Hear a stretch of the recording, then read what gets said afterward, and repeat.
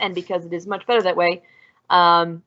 Since the studio is not back together, we can't seem to reliables. Instead of subjecting you to another week of reruns, because we're pretty sure that you've. Okay, hello.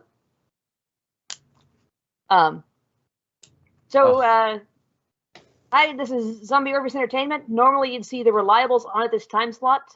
Reliables is a Savage Worlds RPG where a couple of misfits are, well, kind of a couple, a bunch of misfits are trying to save the universe one mistake at a time.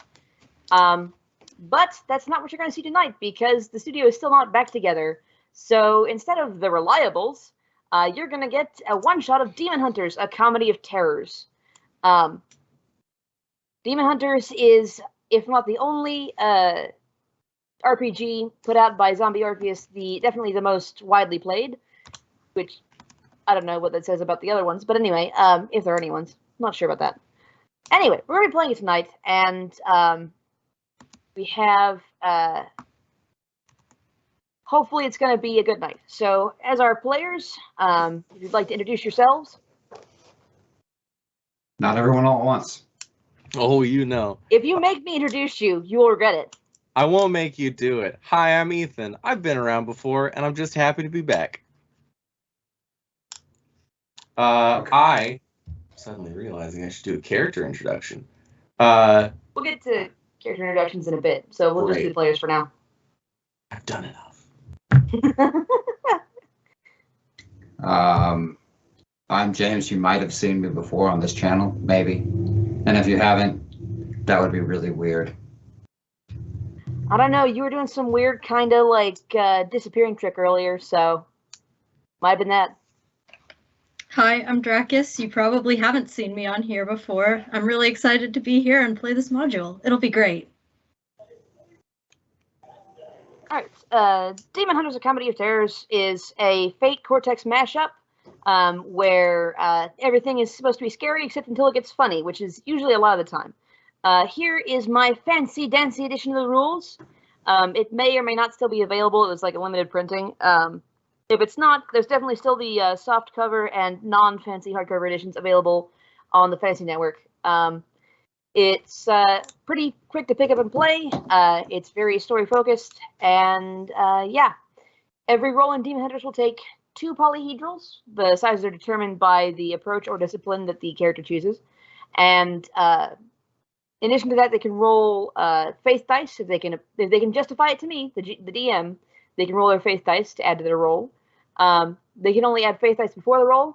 After the roll, there are 3 more d6s they may access if they so choose.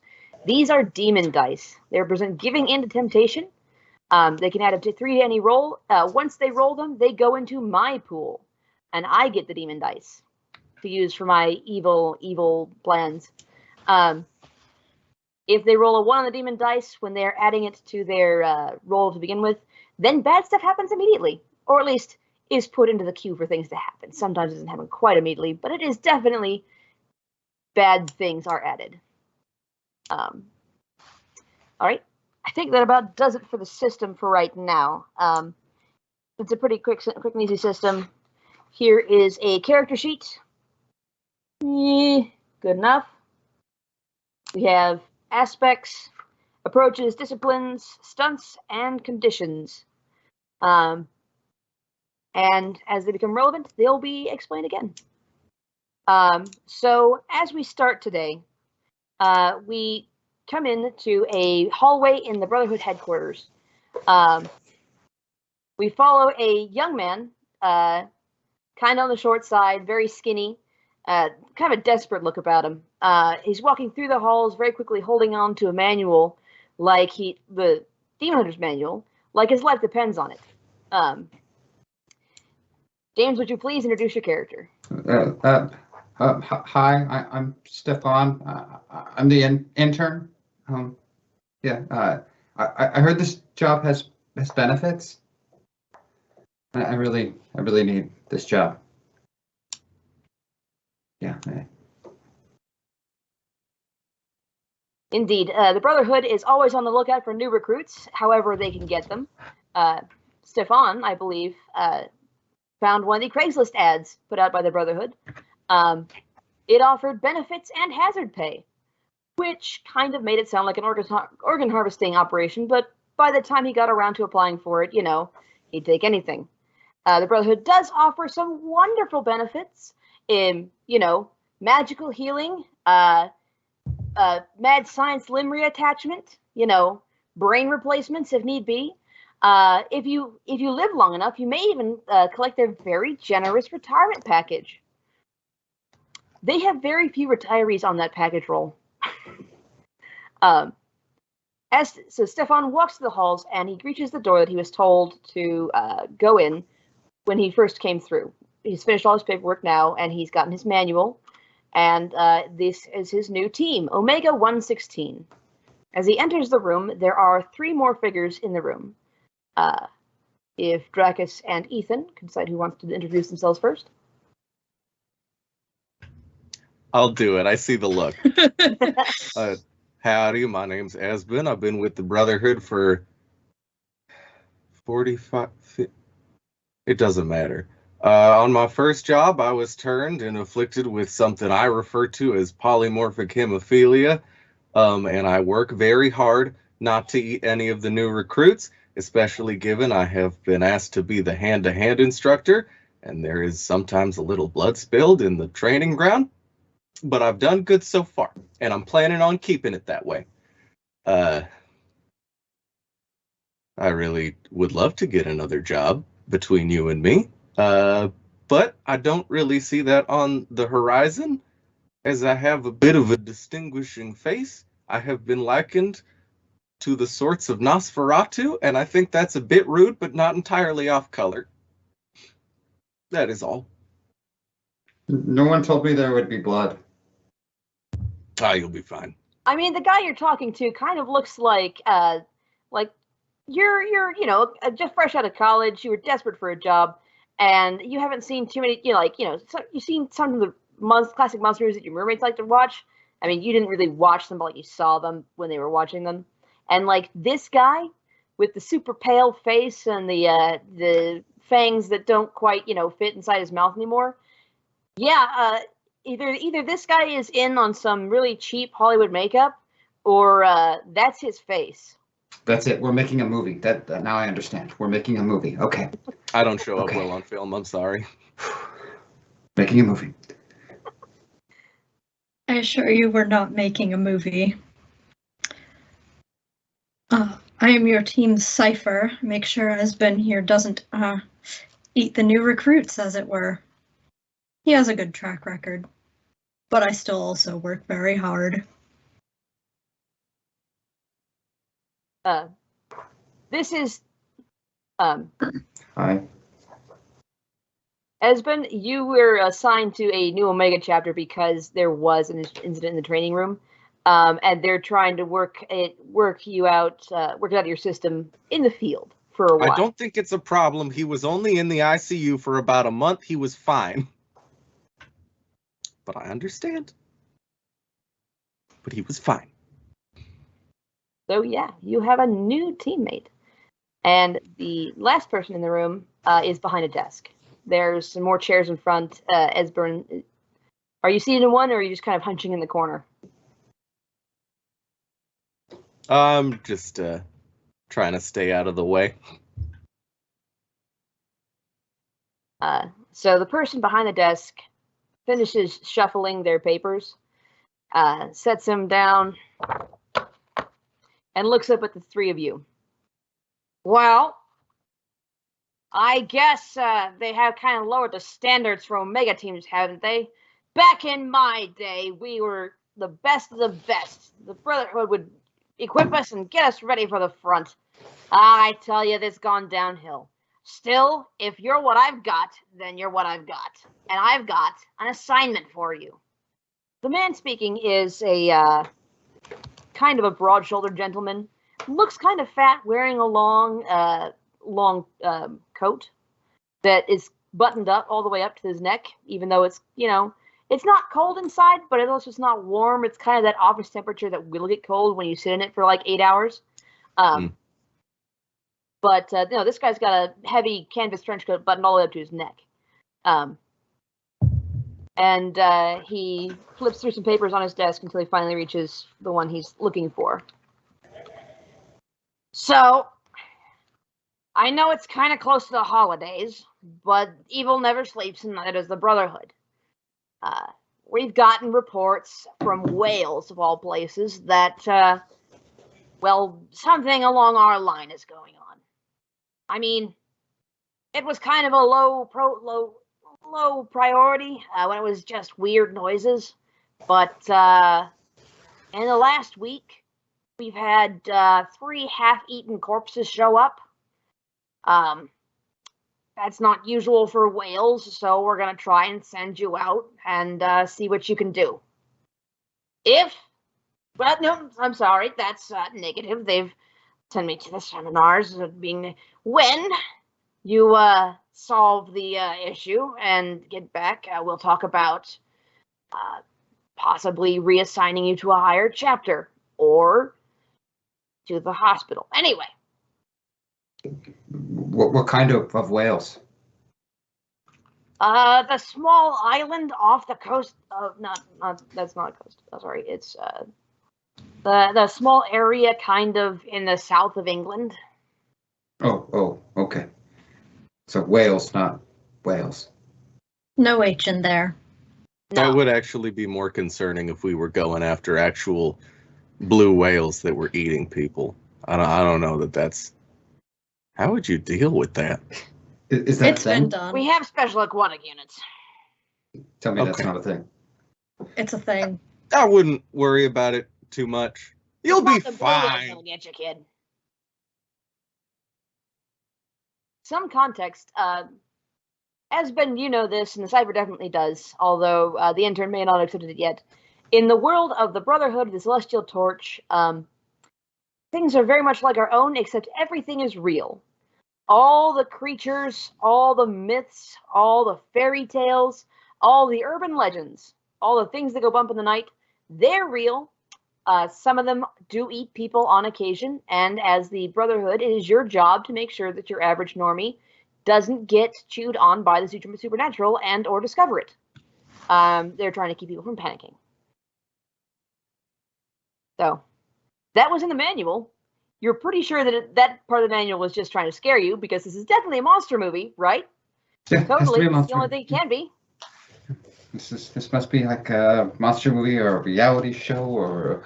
But I read the manual. No, I read the manual. Yeah, you do that, kid. I'm gonna need you to be less scared because you smell real good right now. I'm gonna be honest. Well, I did put on deodorant this morning. I mean, new job and everything. Yep, that is what it is. You just okay. Just pretend it is a monster movie and maybe you'll survive. Monster movie. Be all right. You keep thinking that, kid. You have any more questions before we ship you off? You know that Cypher and I are consummate professionals, right? There Right. a better Exactly. That's definitely why you're an team Omega 116. is there a better team for the nukes to get any on the all right, never mind. You're the boss. I got my order, same as you. Yeah. All right.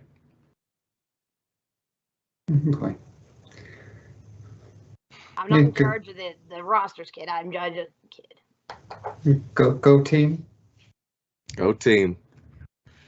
Some good spirit right there.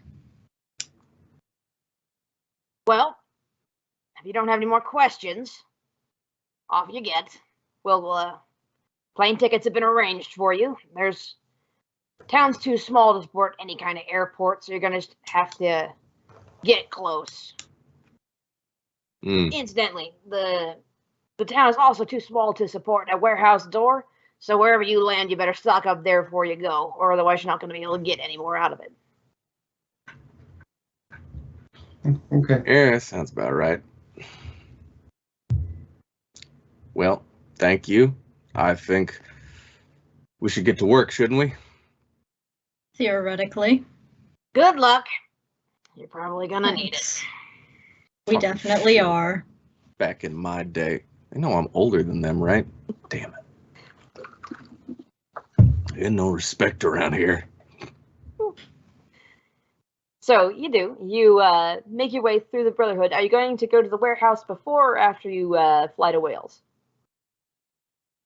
The warehouse, for those unaware, so the Brotherhood has a door to an infinite warehouse that contains as much as you could want of any mundane item. Magical items, rare tomes, things like that, unique things. Not so much. You need requisitions to get those. But if you want, like, submachine guns, whatever, there's a shelf full of them. If for some reason you need a new toilet bowl, there's a rack for that. The way it works is you think about what you need really hard and you open the door to the warehouse, and you'll be in the section you need. I would assume it would be prudent for us to wait until we get on the other side of the plane before we bring a lot of weapons of killing people on a public airliner. I just feel like that's off color, you know? This is usually the logical choice. All right, so you guys make it to the airport, and you don't have too much. I mean, it's the TSA. It sucks, but and you're going international, so it's going to be several hours of flying. But you do eventually end up in Wales at about 8 in the morning when you land in Wales, which is it's not GMT. I think it might be for ease of access. It's midnight Pacific time. Great. It's 8 a.m. in Wales. So it's early. You're probably a little tired. But you are in Wales. You are in one of the larger cities, which is, I believe, Cardiff, or at least it's Cardiff. It's near Wales. I'm not sure if Cardiff is in Wales, how the thing has got broken out. But you're in Cardiff. There is a Brotherhood chapter stationed there. So they have an office. Most of the members are busy with something else. You don't get too many details, but you kind of suspect that they're dealing with the Fae. This is just the place for it. But you have access to the warehouse if you want it. So stock up now because you probably won't be able to get back in later. What do we need? All right. Okay. All right. Have you ever gone target shooting? Do you have any history with like sports based combat arts? I threw javelin once in track. Fantastic. We're gonna get you some short spears to huck at things, I guess. For the this is a very impromptu, more of a bullet point type script. So we're kind of working with it as we're going along. Also, just get a gun, I guess. Okay. Wales is dangerous. I don't know, man.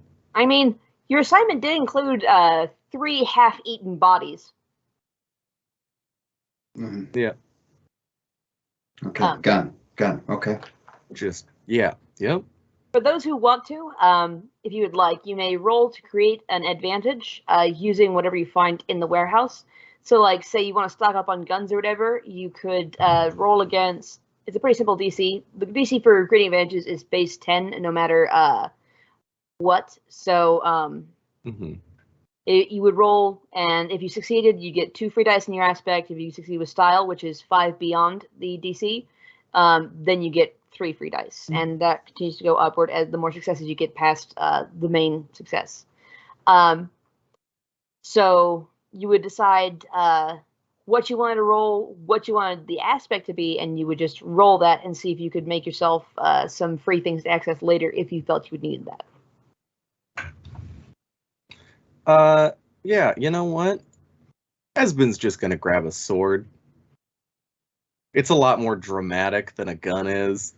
Classic. And, the blood sprays are like a tasteful perfume. Sword. Okay. Yeah. Sword. Yeah. No, it's it'll be pretty for you. You'll like it. We're gonna have great special. Just treat it all like it's real. Just roll with the punches. We got everyone's covered in squibs. Don't worry about it, but don't shoot blanks at people who aren't involved because you could still hurt them if you're close enough. Don't forget. Okay. All right. Okay. Okay. Also, Don't with shoot at people not involved. Okay. Always assume that a firearm is loaded. Okay. Always assume the firearm is loaded. Don't shoot at people not involved. Okay. Correct. Now you can. Cypher, can we talk for a second? Yes. Listen, I'm like relatively confident that you and I are gonna make it out of this alive, but I'm gonna feel really bad when he is bleeding out in the streets of Wales. Who dies in Wales and lives to have a great story about it? Well, no one, because they died in Wales. Exactly. I feel really bad for this guy. How you doing over there, bud? I'm doing good. Gun. Yeah. Don't shoot people not involved. Yeah, you should treat every firearm like it's loaded. Yeah. You're Just an keep intern, repeating that. right? Yeah, keep repeating it. You're an intern, right? Yeah. Yeah. Intern. You got. Get yourself a coffee. Cypher, I don't remember. Do you do coffee? Oh, I can get coffee. Yeah, I can get coffee. Great. Yeah. Okay. I'll go get coffee. Do that. Fantastic. I'm really worried about him. Yeah. No, he's totally gonna die if we don't do something. Oh yeah, he is absolutely screwed. I don't know. This will be fine. Maybe he'll surprise us. Maybe he'll surprise. Wouldn't that be nice? Wouldn't that just It's be the one thing I haven't seen yet. The intern surviving. one of these days? It's gonna happen. Maybe it'll be this guy. Maybe it'll be this guy. But maybe not. I'll just get ready to call the necromancer when this is all over. I think that At makes least sense. maybe we can bring him back. I think that makes sense. And as stated, as we know, I do have dibs on his blood if he drops before the necromancer gets here. And we're just not going to bring up why it happened, even though obviously the necromancer knows it's kind of a don't ask, don't tell sort of situation. I'll tell the necromancer that it was whatever monster we're facing. Thank you. It is funny how many creatures we run into who happen to exsanguinate our interns. It's a very common thing. Isn't it just curious? All right, we have to wait for him. I got I don't coffee. think he. Oh, good. Great. How do I break it to him that I can't drink coffee? I don't know. I can't drink it either. I'm gonna fucking vomit blood all over the place. Just pretend. Here you go. Understood. Thank you very much. Thank you. We should leave. I'm just like holding the coffee cup out and not drinking from it, very obviously not drinking from it, but like obviously holding the coffee cup. I'm just spitting it out anytime he's not looking as we walk. Just holding the coffee cup like this. Just hold it. Mm-hmm. Yeah, so Yeah. yes, I am Mm. drinking coffee. Glug glug. Cheers. Cheers. Mm. All right. So you guys head out. The controller at the the desk monkey of the chapter in Cardiff gives you directions to your map geography. It turns out you're going to a little town called Mare. It's small enough that literally the only thing in there is the hospital. The Royal Glamorn Hospital is in Mare. I'm probably saying that wrong. I asked a Welshman, but they only gave me the typed out version. Anyway, Could be more helpful, but that's the way it goes. that's the way it goes. I'm not even sure that the Welsh can speak Welsh. Yeah. They hang on to it. They try very hard to hang on to it. So So the Royal Glamorgan Hospital with the Welsh Wound Innovation Center and the Welsh Blood Service nearby. That's most of the town. When you drive up, I have... Here we go. So when you drive into town, there aren't too many people about because at this point in time, it's probably around noon. Noon, 1 p.m. People are at work if they're working. If they're not working, they're probably at the one of 3 pubs in the town. Like, there's only the hospital here, but there's definitely 3 pubs. Gotta have enough for everybody. One is the Yard Cafe, and let's just go with the Crown and Dog and the Crow Inns. Do you drink, intern? I tried to drink back in college. It didn't turn out well. Okay, you don't have to. I think the best option for us here on this preliminary location scouting, catch up with the rest of the crew. This is getting a lot harder for me to come up for excuses to play into your little fantasy. You don't have to drink anything. I think we should probably go to a pub and see if anybody knows anything about the things. Oh, okay, yeah, go to the pub, see if anyone knows anything. Got it. I'm taking notes. Step 1 of investigation. Get blasted. All right, taking notes. Step 1 of investigation, get blasted. Okay. You two, I'll catch up. I gotta go find it. It would feel wrong to go to Wales and not drain a sheep like some kind of strange cryptid. So I mean, to be fair, this is probably the nicest weather you've ever encountered on a mission, Esben. It's gray, overcast, looks like it might rain, but there's not really any sun coming down. I haven't even had to pull my umbrella out. I've got it on my hip. I'm ready. I'm watching that big burning bastard in the sky. The forecast says it will be rainy all day. Yes. Yes! I'll catch up. I'm gonna go grab a... I feel like grab a bite was an unintentional but very obvious pun, and nobody's gonna let me live that down. I'll be back. I'll remember it forever. Yeah, whatever. All right, I will start step 1. Get blasted. You're doing great, kid. You're doing great. Okay. So, Esben, you're going to go and snatch a sheep? That's the plan. Okay. How are you going to do it? Just very classically lurking around the outskirts of town, actively looking to see if there's any sheep herds here in Wales. Esben is assuming that every town in Wales will have at least 3 sheep herds. And if they find one, just, slink on in, calm, casual, vampirically, and just claim a sheep. No one will notice. And if they try to say something, who's gonna believe them? Well, vampire stole my sheep. Yeah, sure, kid. Alright, so I am going to make you roll for that, because if you get noticed, that's on you, buddy. And you got to try and figure your way out of that one. So, Fantastic. how are you going to try and do this without getting noticed?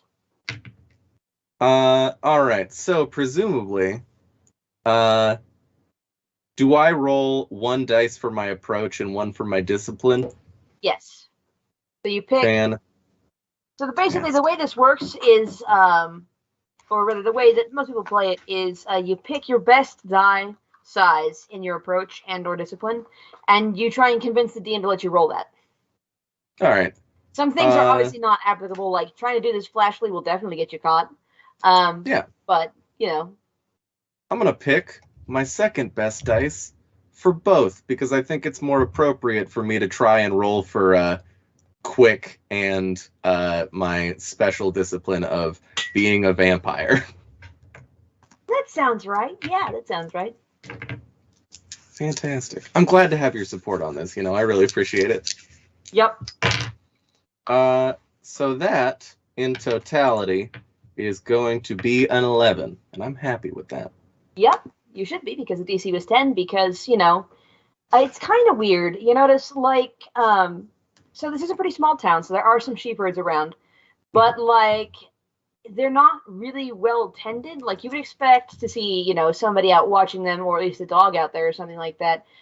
But it seems like everyone's staying inside. Like, they're afraid of something, possibly. Or there's just a general air of nervousness. Like, you can smell it because, that means that it's hunting time for vampires. But, yeah, no, it's especially when you're sniffing for sheep, like, the aura of human fear is pretty strong on the wind. But you do, oops, oh well, you do get your sheep. It's better than take the best one, so it's kind of a medium small specimen, little raggedy on the hair, on the fur, I should say. But yeah, no, it bleats stupidly as you carry it away, and nobody comes after you. Kind of odd. But you have your sheep and eat it too. I would consider this to be an absolute success. I will say that you do get wool stuck in your teeth. It's a little game. Oh, God. Damn it. Yeah, spend time thinking that out. Meanwhile, while you're doing that, back in town, we have the intern and the cipher. The intern said something about step 1 of investigation? Yes, step 1 is, I'm checking my notes here, get blasted. So, going to the pub, we will get blasted. I'm just going to take the notebook and cross out get blasted on there and write investigate, and then just put the notebook back in your hand as though nothing happened. Yes. So get blasted, then investigate. Step 1 of You'll investigate. get it one day. Investigate. Just pat you on the shoulder. Okay, get blasted and then investigate. Okay. Potentially try not to get too drunk. All right, so you roll into which pub? Or technically the Yard Cafe is actually a coffee shop now. Oh, that doesn't work. Caffeine's probably better for this sort of investigation. Probably. I'm not sure you can get blasted on caffeine or coffee. I mean, you are an ex-college student. You have seen people jazzed out of their minds on Red Bull-laced coffee, writing what was probably unintelligible the next morning term papers. If you think you cannot get blasted on coffee, you are not trying hard enough. Okay. Get blasted on coffee, must try harder. Okay. All right. We all headed to the Yard Cafe? Yes, we'll try this. I would like 6 coffee drinks, please. Alrighty, so. It's quite a lot. Oof. Okay. I set you up for this, I suppose. So the Yard Cafe is on the main drag of Unis Mare de. I still don't know if that's right. Which isn't saying much. It's a 2-lane road with 2 roundabouts. But it's on the as you're driving in. It's a pretty modern for this. You can tell this building was renovated to be more modern. But it's a glass front building. It's got a coffee shop in the glass fronting. There's a couple of doors, and you can see some people seated around. It's noon is about the time when people stop drinking coffee because they like to sleep at night. The losers. But there are still some people around in the coffee shop. 2 men, and a woman, and then there's the person behind the bar who would be serving coffee. So you walk in and order 6 coffee drinks? Just six coffee drinks, please. I need to try harder to get blasted. The person behind the bar gives you the look, but doesn't comment. Does not comment. You are clearly from out of town. And they start pulling coffee drinks. It's just literally, at the coffee, there's a huge urn of coffee that they're just getting coffee out of at this point in time. And from the smell of it, it's pretty dark roast. Like it's more bitter than any kind of thing. So it's either dark roast or the coffee itself is burnt. You're not sure which. Excuse me. So here we go. The person, of coffee. The person, pulls 6 mugs of coffee, doesn't put anything in them because she didn't ask for anything, and lines them up on the counter like they're actual shots. Here we go. And just looks at you and goes, that'll be 20 pounds.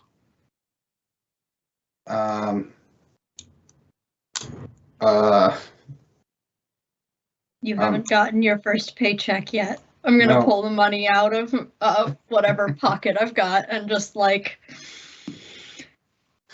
he got 3 hours of sleep last night. Oh, one of those then. Mm-hmm. The person takes your money, counts it out, and hands you back 5. I fold it away. I begin drinking the coffee drinks like they are shots. Oh, it is black. If you're like, you've had a lot of coffee in college, like it's the only way you could do your course load and also, finish on time. Like you were in for a master's, so you got this. You get your handle on coffee, but this coffee is both definitely very dark, but also burnt. So like this is some pretty bitter coffee. So your face is puckering as you drink the first one. Roll to see how. All right, so if you're gonna drink all of them, let's see how badly you react to the caffeine. So how are you gonna approach not completely getting zipped on caffeine from 6 mugs of coffee? Well, instead of using 2 dice, I'm going to use the worst one for that thing we talked earlier. Yeah, because what I'm going for is that the fact that I am 90 pounds of desperation, which kind of helps me out in this situation, but also gets in the way because I'm only 90 pounds. Okay. And I'm going to attempt to do this quickly. Oh yeah, you do this as fast as possible so you can't taste the coffee. I'm going to use and quick. I'm using social engineering. Yes. Tactics. Go for it. And Okay. I'm going to use social engineering. So. All right. And when you withstand an aspect, you get a faith die, but you do take the best of the 2 rolls, not the worst. Okay. So the best of the 2 rolls is going to be a 5. Yeah. No, you are super jazzed. Like you have so much energy, man. This is so great. Like you can totally get all this done all at once. You just keep going and all this and talk to people, and it'll be great, man. You've got your notes. You're writing more notes. Like this is totally right. This is exactly what you wanted to do. So take. Ready for step 2. Investigate. Let's go investigate. I'm ready for investigating. We can investigate now. Let's investigate. Put Calm the yourself mild a condition moment. over caffeinated on your sheet. You are completely jazzed. Let's investigate. It's time to investigate. We can investigate. Yeah. Cypher, he's sweating at this point in time. Like his hands are shaking. You've seen some of the notes he's taking over his shoulder, and like the handwriting has significantly worsened from the original "Get Blasted."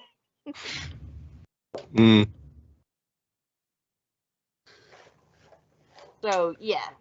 Oh yeah, he's totally ready to investigate. Let's investigate. It's time to investigate. That's on the notes. Investigate. Yeah, totally. That's all on your notes, man. Like you're definitely gonna be investigating. You can do all investigation. Yeah, we're gonna do all the investigation. But we're gonna get time. We can do it. We can do it. Oh, so what else are you doing besides getting? So you're still in the coffee shop. You are now 6 mugs of coffee heavier, which has added like 5 pounds to you. And you just watched him. Completely, do 6 mugs of coffee in a row. Cypher. He's totally gonna survive this. Absolutely. I'm nonplussed. I've seen it all. Yeah, you are. I read the manual. Did I tell you I read the manual? I read the manual. Several times. I've read the manual. So let's investigate. Let's investigate. Okay. Are you gonna do any? What do you want to do to investigate? Investigation and the manual. It's important that we ask pertinent questions. Yes. Very important. So pertinent questions. People watch and learn. Gonna turn to the person behind the bar and be like, so we heard there have been some strange occurrences in town here. What's the word on those? They give you a look like you're from out of town and but so roll me something to get your information. See how much information you're gonna get, essentially. Okay. I'm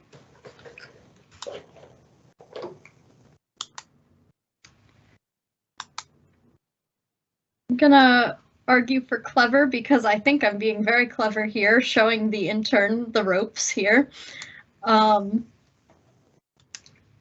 However, I can only justify social engineering in my information gathering, so this is not gonna go well. We'll see. Not as bad as I thought it would go. That's an 11.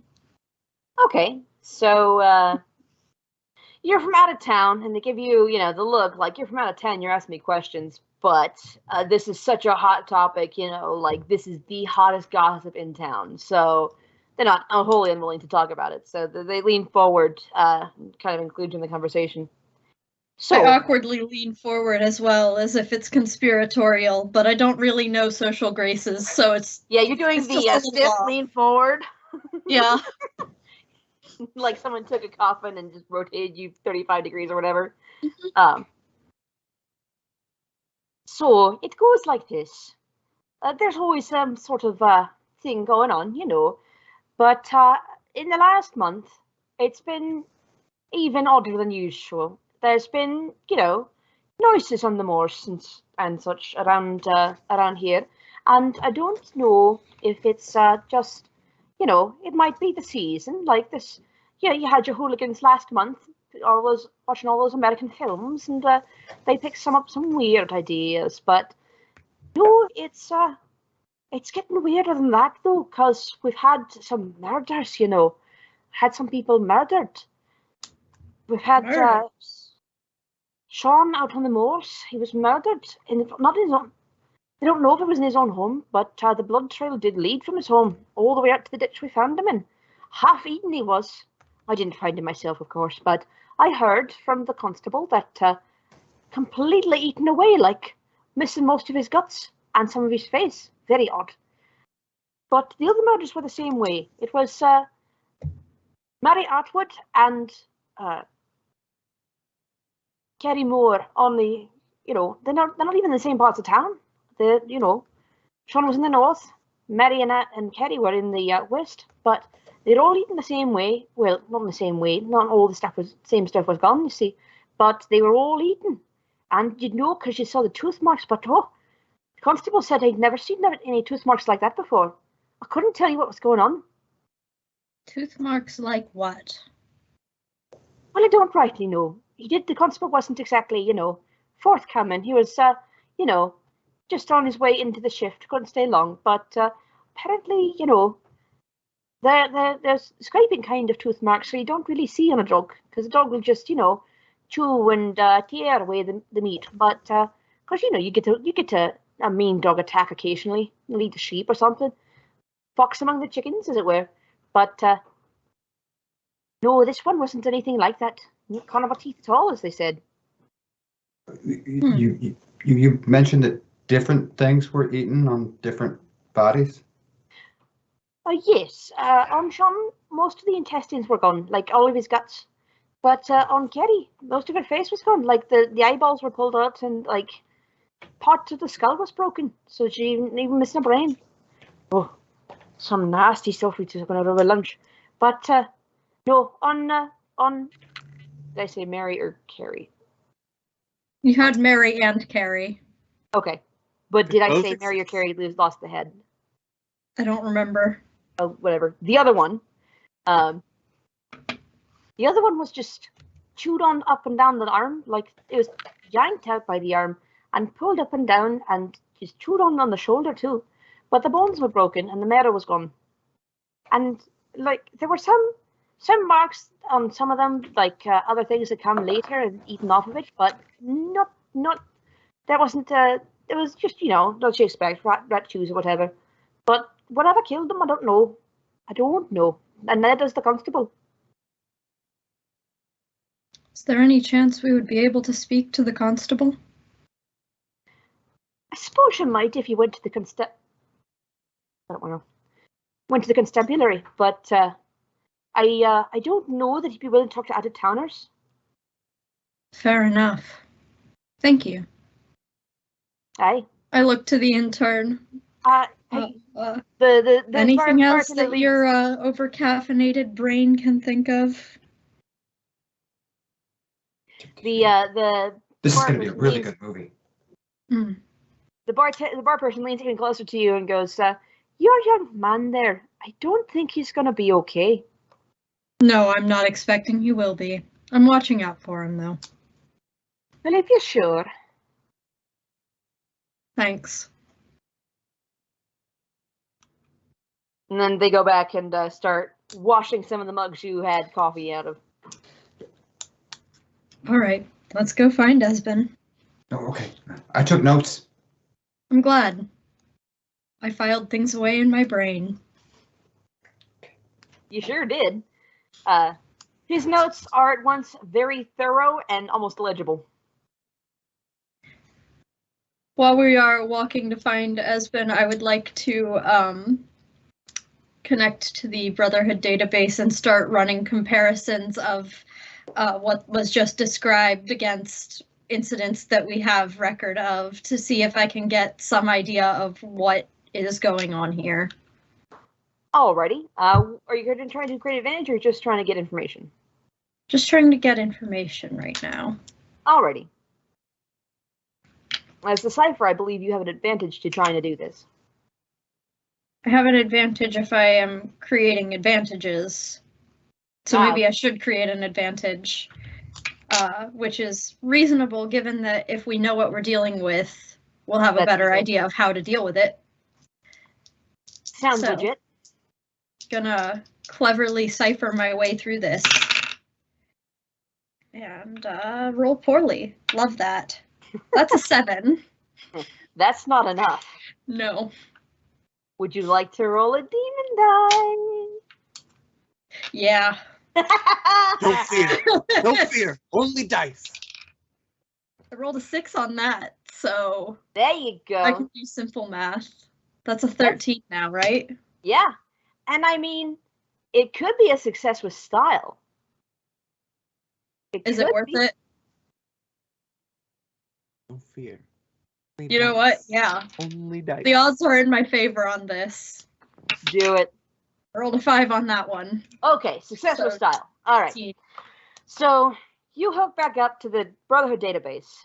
You can do this in your head. So you're doing it while you're walking, and or rather, you're walking, and the intern is, walking ahead of you, then walking back to you, and then kind of walking over and just taking a look at things around the side of the road and all this good stuff. He's making all kinds of notes and stuff. He's definitely on the job, man. He has got this. But I investigate. Yeah, he's investigating. Definitely investigating. Taking notes too. See, all these good notes. So you go back to the Brotherhood database, and you cross-reference what you know with the creature bestiary essentially. And it comes back with a pretty wide variety of options. There are a number of things that will happily consume human flesh and not leave teeth marks that look like anything you've seen before. It's probably not any of the more exotic things. You're pretty certain that some of them are, locked in the Fey Wild and that kind of stuff, Underhill and Underdale. But you come back with 3-ish choices, essentially. So it's either a Grimm, which is unlikely because they tend to haunt churchyards, and are usually pretty friendly, honestly, unless someone's disturbed their graveyard. Then they will attack, and while they don't usually eat human flesh, the effects of the attack can look kind of weird. You get it might be an English spirit, especially if this is a part of Wales that was heavily contested by the English, so it might be a red cap, which is another type of Fey. There would usually be more blood loss if this was the case, but you don't really, bite people, but if they did, they'd probably leave some pretty weird tooth marks because they don't really have the kind of jaws that really set up for that. I'm filing away that if it is not a red cap, it was definitely a red cap because blood draining. Mm-hmm. Totally. And the last supernatural creature that you get is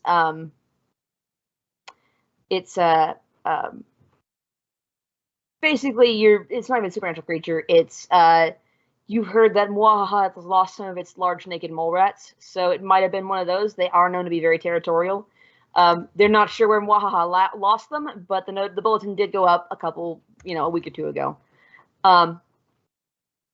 One more thing you get about Wales in late November is that there's a charming local tradition to watch out for, where in England you would wassail, that is, go door to door and sing Christmas songs to get food and drink. The Welsh have a charming little tradition called Mare, where they take the skull of a horse and put it on a stick, and that goes around and tries to get into Welsh homes so that it can get the food and drink that would normally just be given if this was an English wassail. There's enough to watch out for that in late November because apparently there are some rather heavy traditions behind it, and it can get a little out of hand if crossed with the wrong kind of magic. But it is just a standard bulletin that comes out every November for this particular region.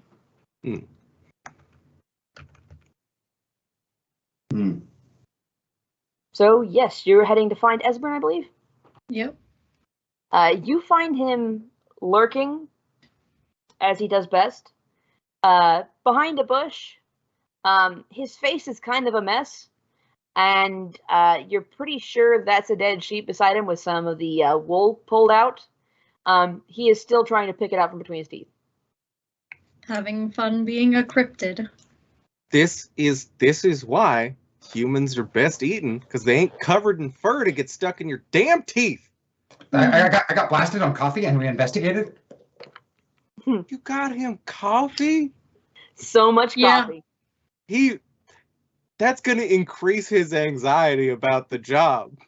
It'll also make him faster. This boy up. He's more likely to not get hit by something this way. Do you know how much he's aware of right now? The line between shaking and vibrating is very thin. Listen, I'm going to tell you right now, I can hear the blood pumping through his veins. This man is in mortal danger if he touches any more caffeine in the next 48 hours. I will not let him touch any more caffeine in the next 48 hours. Good. We investigated. I took notes. Find anything, new kid? I took notes. Okay. Did you find anything, Cypher? Yes. I have 3 possibilities and a local legend that may or may not have any bearing on the thing. Could be a church Grimm. Seems unlikely given that all of the victims were attacked seemingly in their homes and dragged out to ditches and torn apart there. I would much prefer been consumed, weird teeth marks. Little concerned by that. Right. Could be a red cap. Seems more likely. If it's not, good cover story if you decide to drain some victims. And there was a bulletin out recently about Waha's naked mole rat experiment that got out, so don't know how likely that one is, but... Is it possible that there was just there's a bear here? I mean, the sheep marks are wrong. The sheep marks don't match. I mean, but the sheep are... Yeah. And the victims seem to be human, distinctly not livestock or anything else. So it's not likely to be natural wildlife. Right. Oh, speaking of which, Master of Demons, how close are we to the coast? Let's see.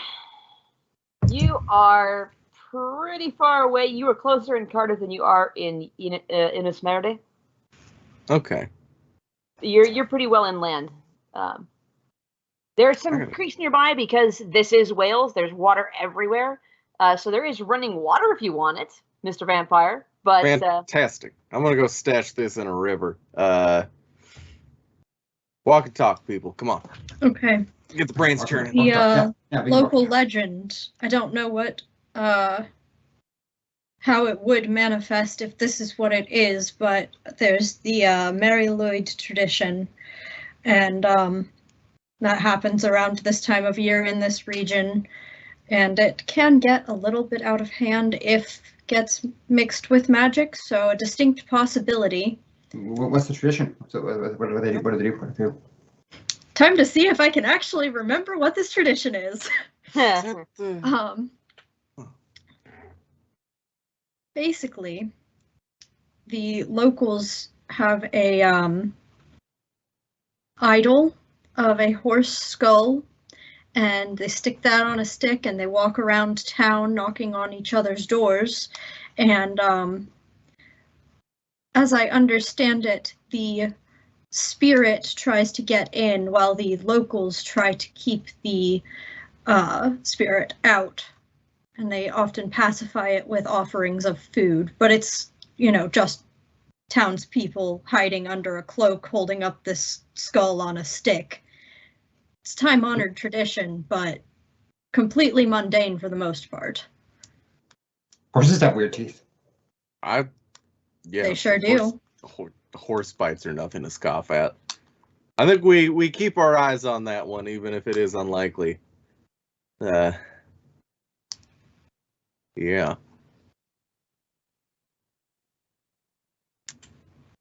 Well, this is gonna be. I don't know. Do we go to the hospital, see if we can charm a coroner or something? We could try speaking to the constable who did the investigations on the bodies as they were found. That sounds like a good a play as any.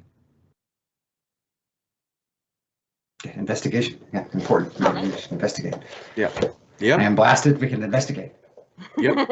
You're doing great, kid. All right, so you head for the constabulary. It's south of the hospital, but not too far. The whole town is maybe a block and a half. It's not a big town. So you head on down and you get to the constabulary. It's a small stone building. It looks like it's been there for as long as the town has. It looks pretty rural from the outside, but there are some very obvious telephone wires and extra turn of the century add-ons and stuff that would make it more inhabitable for the person inside, as modern inventions have been added, essentially. So. You first, caffeine boy. Okay. You're the most humanest fall. I'll hop right up the steps and go right on in. All right. So you go in. It's definitely been the constable's constabulary for, several hundred years probably. The stone is well worn. There's a carpet on the floor that's, kind of old, but, well done. Everything in there is the shade of beige, phage that came in the 80s and just never, it apparently never got updated past that point. The filing cabinets are that very, sad shade of gray-green that they get painted sometimes, and like the desk is clearly, fake wood with those weird chromed bars holding it up to make it look very like an 80s cop office or whatever. There is one man seated behind the desk. There is another desk that is empty currently, that has someone's jacket hanging on the back of it, on the back of the chair. So, what do you do? Good afternoon, Constable. I'm here to ask you some questions about some recent events in your town. Oh, really? Roll to see what information you can get. Let's see. Or at least, what kind of disposition he would have to answer your questions. Well, because I am so blasted on caffeine, I'm still going with quick. Because I'm just going to quickly overload him with questions, and hopefully he just slips up and starts answering. And I think this is going to be research and development that I'm going to be using. I would accept that. Research. Because you're asking questions. Yeah, I would accept that. Okay. And that's going to be 16 together. All right, success with style. That was a weird transition. Anyway, so what can I do for you in our quiet little town? It seems that you've come a long way to get to speak to me. It seems. You've got some strange murders recently. You don't have a lot of murders this way. I mean, you don't have murders out here in this whole country very much. I mean, your murder rate's really, really low. But you had some murders here, and they were really strange, and some of the bodies were really strange, and people got eaten, and I want to know about them. Well, I see someone's been talking. Still, I don't see any real harm in it. You seem like a trustworthy fellow. So we have had some unusual murders in the town. It's not usual. I suppose that any kind of murder would be unusual, as we haven't had anyone kill each other in at least 15 years at this point. The last one to do it was the old Prosser. Killed a man in a bar brawl and served several years for it. I think, as I recall, he got out a few years ago and is finally back with his family. I don't think any of the lot are very good, but perhaps they'll turn around in time. Still, you're right. 3 murders were very odd. They were the blood trails started inside the houses, but just inside. It was never very far beyond the front stoop, and they were all gathered and dragged. And they weren't. The drag length seems to be pretty variable for all of them, honestly. This is looking dragged to some sort of secluded spot away from their homes, and were then devoured, unfortunately. I've never seen the like, and neither has Constable Dobson. But I assure you that we are well on the way to catching the culprit. After all, it can't be very hard to find something or someone that can take down a fully grown man and eat him off all the way up. We've sent out to the big cities, all the way to Cardiff, for some of their armed police officers, as we are not here in the city allowed to carry firearms, not even for hunting. It's not safe, and you Americans know it. Oh, yes. Guns are not safe. That's right. Nope, guns are not safe. Always assume gun is loaded, and don't shoot guns at people that are not involved. Yeah. I mean, that's fair advice. I don't suppose that you'd ever need it, not carrying any illegal weaponry in my jurisdiction. No guns. No guns. Probably for the best. You seem... Can I see the bodies?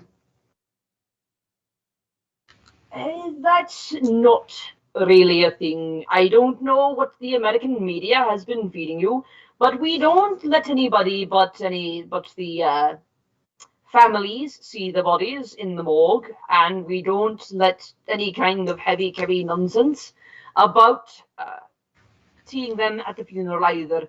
If you're not invited, you're not going to see them. It's just rude. Can I use your bathroom? I suppose. If you see I had a lot of Constable coffee. Dobson, tell him that he better be off his damn smoke break pretty darn soon. If you go out and around, you'll find the door on the side. All right, thank you. Yep, you walk out, you find the door on the side. Constable Dobson is standing outside the door, smoking what looks to be probably his third cigarette. His hands are shaking. He looks like he hasn't slept very well. The bathroom is an add-on. It appears that this building did not originally have any kind of plumbing, and it was added on as an extra room afterwards. Hey, the guy inside said that you better be done with your smoke break soon, and then something about getting off your button, and you're shaking too. Did you have too much coffee? I had too much coffee. I'm blasted on coffee. It was great. He puffs out a large puff of smoke, drops his cigarette, and steps on it. No, I haven't had any coffee. I don't think I'll ever sleep again, so I don't think it matters much. I'll head inside. Thanks for telling me. Oh, yeah, were you having trouble sleeping? What's going on? Why can't you sleep? No coffee, you can't sleep? That's so normal. Have you ever seen a body? Have you ever seen a body whose insides are on the outsides? No, but I'd like to. You Americans. And he heads inside. You have the bathroom to yourself. Well, I just drank 6 cups of coffee, so I'm going to go get rid of 1 or 2 of those cups of coffee. 6 large cups of coffee. Yep. The two of you who didn't go inside the station see a younger, tall, kind of skinny young man in a constable outfit stomp around the front of the building and slam his way inside. It's not quite raised voices, but there's definitely someone speaking very loudly inside the constabulary afterward. You don't hear it very well either because the rock is a pretty good insulator, honestly, for both sound and heat. Is there a part of the building I can go to get a better listen on what's being yelled about? I mean, you could probably get a pretty decent listen at the chimney. Okay. No old windows I could lurk under? Yeah, there's a couple windows, yeah. And the shutters are open because it's not storming out. Okay. When you get up to them, Constable Dobson is being berated by the Constable Senior. Constable Dobson is, doing that thing, hunchy shoulders up, hands are stuck in his pockets, looking down at the floor. Definitely not looking at the Sergeant Constable, and is generally not looking very happy about things. The yelling is mostly about smoking on duty again and being generally delinquent, and he finishes off with a note like, I know the bodies shook you up pretty badly, but you can't keep doing this. If you need help, we've the hospital nearby, and I'm sure they could find somebody to help you through it. And I won't have you having any kind of self-medication or anything like that. It's not healthy for you. Why, if your mother could see you now, I'd be in the soup as well as you.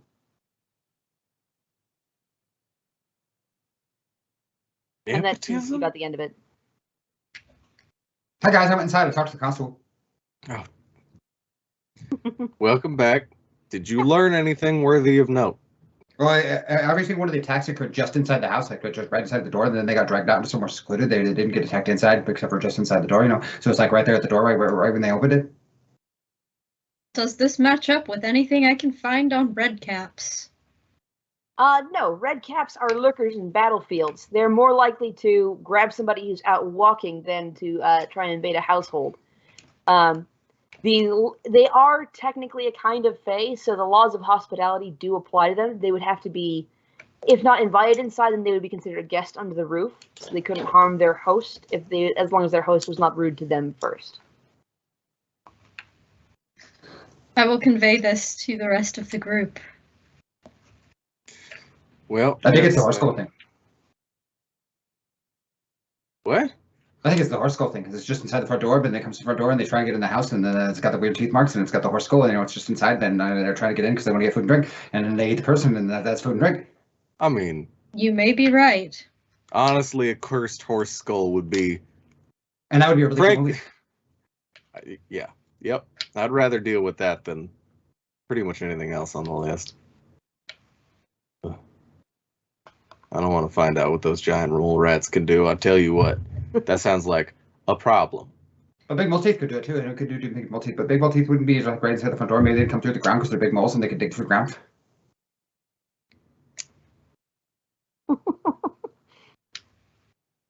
Okay. Wasn't there also a name in the constabulary that I forgot to write down?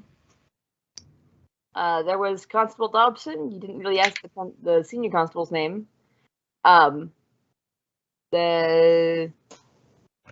He mentioned that there hadn't been any murders in the town except for 15 years ago when Derek Prosser killed a guy in a bar fight. That was what I by was accident. trying to figure out if that was related at all. He did mention that Derek Prosser did get out, recently in the last couple of years, and has gone back to his family.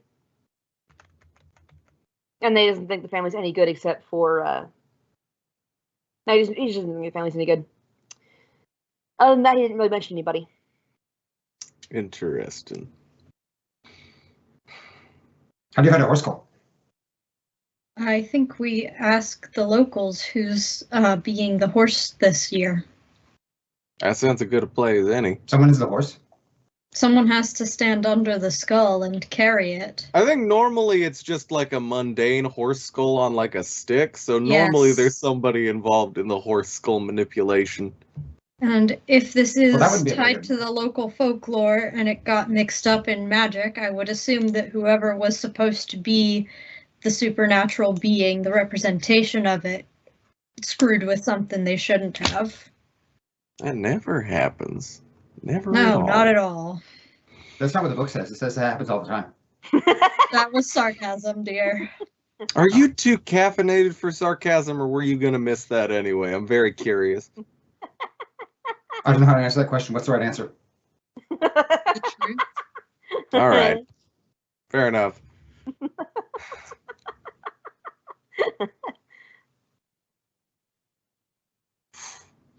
Maybe I'll go ask the constable who's going to do it. That would probably be a good idea. Yeah.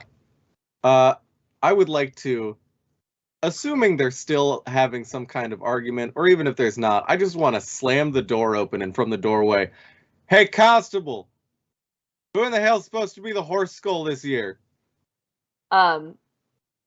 He doesn't look up from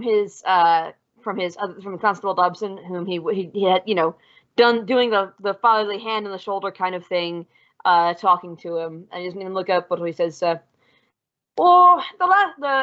traditional one was broken last year when Atwood took the toss over the table, so we've had to build a new one, and I think the Prossers volunteered. Seems their horse died recently, and they volunteered the skull for the new Mary Lloyd. Fascinating. Thank you for your time. Sorry for the rude entrance. It just seemed the best way to get an answer quickly. Have a good day. He looks up and goes, "What the?" And you shut the door in his face. Don't worry about it. Right, because you fine. are, super pale, Uncle Fester kind of black under your eyes, and all the teeth. Absolutely. I wouldn't worry about it too much. I don't think they noticed a thing. The mustache gets me real far in looking like a normal person. They don't expect vampires to have facial hair, especially not period facial hair. Nobody expects a vampire to be turned in the 1970s. That's like the one decade that they always skip out on in their estimations. Oh, you're a vampire. You must have heard so many great historical lines. And it's like, yeah, I was there for Reagan. I had to dodge the draft 3 times under different aliases. I saw the Bee Gees live. I'm not older than your dad, unless you're young. I'm not older than your granddad. Fair. All right, so you have some. Prosser's kid got to make a new horse skull. So the guy who did the killing, who had the kid, and that's where they got his call from, is the guy who did the killing? Yeah, seems like they're in charge of it because they just lost a horse, so they had to make the replacement this year. Because somebody, I don't know, ate shit and broke it last year. That's all I got. So I'm gonna use Google, I guess, in my brain. Not even the Brotherhood database. Just look up where the Crossers live. Roll for it. Alrighty. This is clever ciphering, yeah? Yeah, that sounds about right. You're trying to Google in your brain. Yeah, Google in my brain. That's a 12. You get 4 advertisements first for Prosser Dental and whatever, but you eventually get to the Prosser House, which is up north of Innis Merde and a little to the west along the River Ely. Eli? E-L-Y? Probably Ellie. Set that in my little GPS and definitely have the GPS voice going in the back of my mind. And I'm gonna tell the other 2 people here. Follow the road north and turn left. Perfect. I didn't like that. That was too good. I didn't like that. Actually. So, I have directions to the Prosser's house. Lead the way, boss. I'm the boss. This seems ill-advised. I think technically I think we're co-bosses. The only person who's not you're the boss. I mean, I'm just the intern. Right. Lead the way, navigator. So it's about 3 o'clock at this point. The sun's starting to go down because it is rather late in the year and you are somewhat north. So it is starting to, shade towards sunset as the afternoon wears on. It doesn't take you terribly long to get to the Prossers. It's not that far outside of Innis Merde. Close enough. So when you get there, it's not the worst house you've ever seen, but it's also very clearly not been very cared for. The siding could use painting. The steps are, have weeds growing up beside them. The front path is just, kind of broken and weedy and that kind of stuff. And there are, the random. If this was America, you'd say this person was, the kind of trash who leaves, just junk all over their place because they don't care anymore. They'd be a rusting hulk of a bug. As it is, this is Wales, so there's just, some Wellingtons sitting beside the porch and half a dead pumpkin on the front lawn. It's clearly been smashed at some point. Can't believe these people are running around smashing pumpkins. The estate, it's not a very large place, but it does have, there's some dirt paths around the back. There's a paddock and a small little barn, 3/4 barn, it's 3 walls in the front. Essentially, it's just some stalls to keep the horses out of the weather. There's no horses in there currently. The place seems kind of deserted, honestly. It's even more than it's been abandoned. It's pretty empty. The house looks empty as well? Yes. Because this is a movie, we should lights probably are on. split up. Huh? Because this is a movie, we should probably split up. That's exactly what they tell you not to do in the movies. Yes, but they always do it because that's what you're supposed to do. That's true, but you read the handbook. Yeah, the handbook says that you shouldn't split up. We're not splitting up. Trust the handbook. Now, I'm going to go knock on the door because I feel like I'm the most likely to not get immediately, frankly, eaten and ripped in half. It might happen, but I might make it through. We should look in the barn, too. We have changed scenes, so your overcaffeinated has faded. I mean, you're still jazzed, but the mild condition is gone. Shucks. No, you're still jazzed. Don't worry. You're just not. It's not an ill effect at this point. You're just, caffeinated. You're ready. You've also had to pee 4 times on the way up here. Yes. So. I have peed in 50 years. Sounds like a you problem. On the other hand, do you really miss the men's room? Absolutely not. Especially not the ones he used in the 70s. I don't have to ask for permission to enter, and nobody's going to expect me to come up behind them. It's a little gross, but, you know, it's like fast food in there.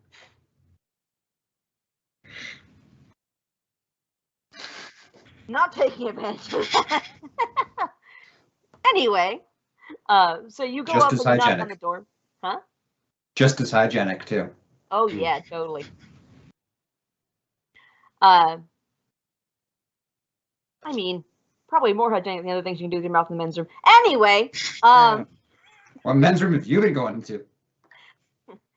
I don't, strangely enough. So you go up and you knock on the door, and there's no answer.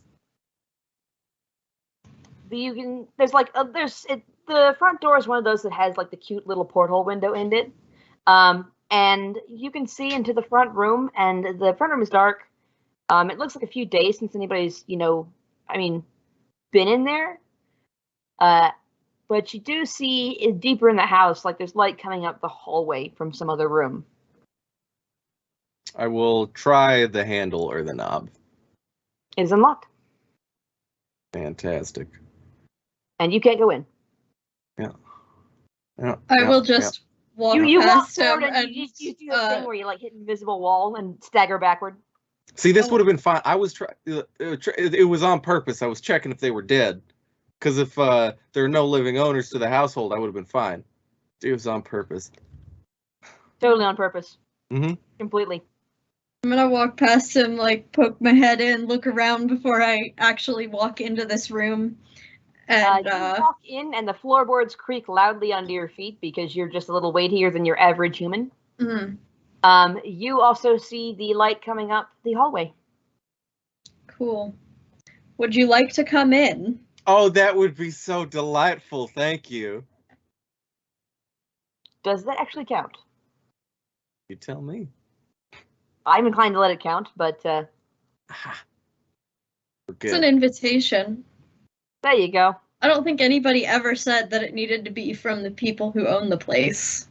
Listen, it's a living room. You are living, and you are in the room. I think it counts. Honestly, the cipher, it's a little, but... Debatable. Debatable. If I count for such mysticism, so do you. That's just the nature of the thing. There you go. That's Fair a good enough. way to look at it. So you walk inside, and you also see the light coming up from the hallway. Intern, get the hell in here. I'm going to carefully follow in, and I am trying to be sneaky. All right. Roll to be sneaky. Okay. Well, I'm doing it carefully. Okay. I have a stunt that because someone else make the intern do it, I can get +2 to carefully do a task another character has instructed me to do.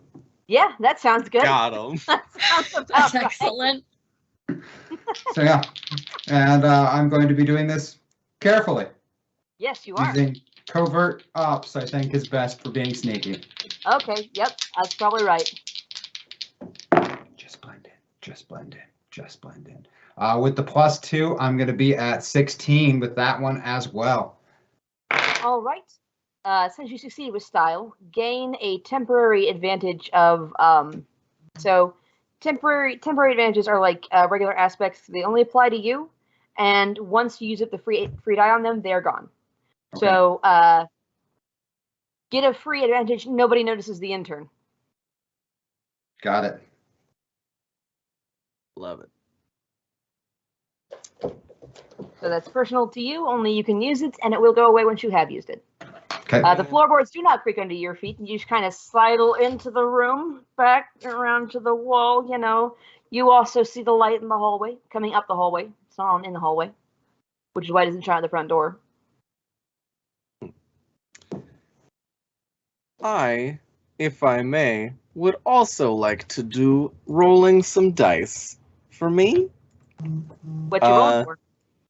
I, hopefully using, I'm gonna assume clever, unfortunately, is gonna be the most appropriate approach. But I would like to attempting to invoke my discipline of preternatural senses, try and roll, my discipline of that as my Hold on. Listen, we're You want to figuring it out. invoke your aspect of My picking up the discipline senses. aspect of preternatural senses and roll vampirism with it to listen for heartbeats in the house. Okay, so you're rolling a faith die to go along with it? I would like to. Yes. So, roll your approach and discipline and your faith die. And that is a 6-sided die, yes? Yes. Fantastic. We got good dice. That's a total of an 11 between the three of them. Okay, that's a success, but not with style. You hear 6 heartbeats in the house. They're further in, down that hallway. They are quiescent, like not quite asleep, but pretty slow and regular. You know, like not doing any kind of activities or anything like that. And is that ignoring the intern and assuming that the cipher does not have a classical heartbeat? I do not have a heartbeat. In that case, you hear 7 heartbeats. One is still completely hopped up on caffeine and beating like a hummingbird. And you hear kind of a weird from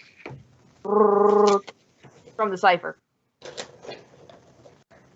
I think we got around 6 people in deeper in the house. They're not performing any strenuous activity, but I don't think they're properly sleeping or unconscious.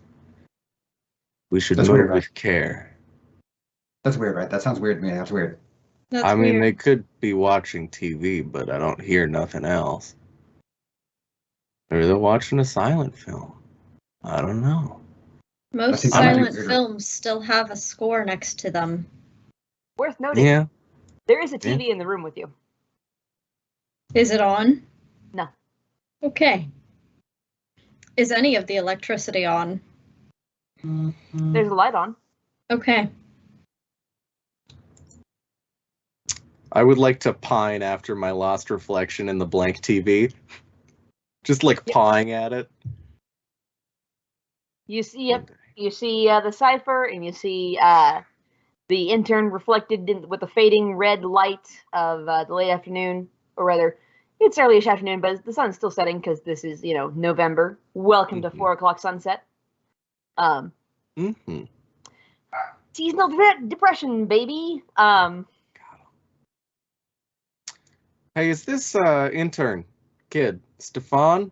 Yes, you got a real name. Yes. Is my lack of does this prove it? If you look like I'm here, you're in the TV reflection. I'm not. That's really good special effects. They are. Yep. Sure is. You stupid little mortal. All right. It is. State-of-the-art special effects. They do sell those kind of funny films, that you can put on reflective surfaces that'll just, pretend to be a reflection of the room, but not, That's really good. That's really good special effects. Should really thank your special effects team. This is very good at their jobs. Yep. They sure are. All right. Shall we go down the hall? All right. You head down the hall. Are any of you besides the intern trying to be sneaky about it? I'll just hang near the back because I am not particularly sneaky. I'm going to go for it. And we're going to do it in the stupidest way possible by crawling along the ceiling. Okay. All righty. Do it. Wow. What's your roll for that? I'm going to assume I'm rolling sneaky, and I'm going to push it one more time to roll vampirism because it's my favorite, but I understand if it has to be covert ops. No, I accept that. I mean, covert ops climbing on the ceiling usually involves, more gadgets. If you're using just, your freaky vampire fingers and feet. Spooky force of will, Spooky. That's the way it goes. Very spooky. Going to reiterate to the intern, special effects. Those are really great practical effects right there. That's wow. State-of-the-art. Kid. I thought the really bad makeup he has, it wasn't going to be a really good movie, but I mean, maybe they just made the bad makeup on purpose. That's it. What'd you roll? What it was. I got a 9. Not quite enough. It's not quite enough. Roll a demon die. It's worth it. No fear. Only good vibes. Only dice. All right. That brought it up to an 11. Okay. You didn't roll a 1. That was the important part. Okay. So you sneak along the ceiling, and the intern kind of sidles his way along the hallway, and the cipher just walks along behind the both of you, steps steady and regular. As you get up, the light is coming from the kitchen. And it's, as you get closer, you realize it's not electrical light.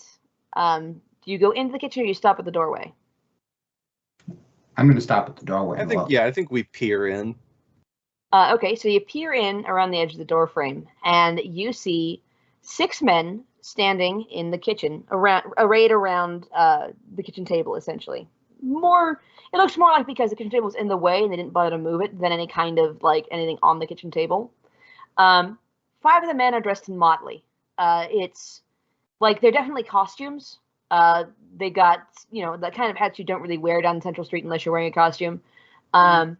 2 of them are wearing frilly dresses, but also, very specifically, they're definitely men. And then the one nearest the kitchen door, when you heard a horse skull on a stick, you kind of just thought, bone on a broomstick, nothing very special. The sepulchral white shroud flowing around the figure standing nearest the kitchen door outside. Was not what you were picturing. At the top is indeed a horse's skull. It's pretty fresh and white, bleached. It's wearing a wreath of green holly, and long ribbons are streaming from the wreath down and over the cloak. As in the fading light of the sunset, it's not just a guy in a sheet holding this stick. There's also a superimposed impression of a large white gray horse, very very heavy set. The eyes are level with the skull's eyes, and the head is up over the skull's head. It's very ghostly and very see-through. Like, you can definitely see the skull through it. The rest of it seems to be stretched out of proportion.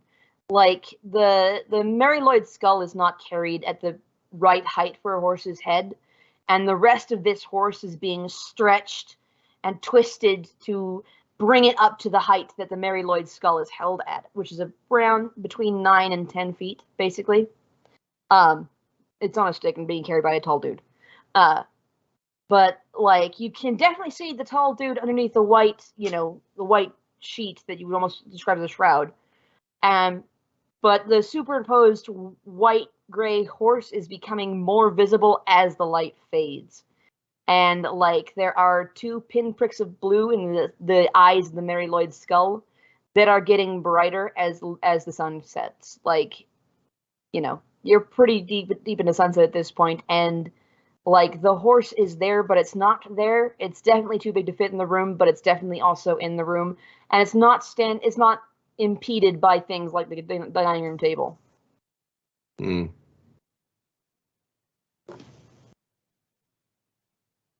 I'll pull something out of what did I bring in my pockets? Pull just a small, folded, still closed pocket knife out of a pocket. I am looking at Cypher, and I'm like,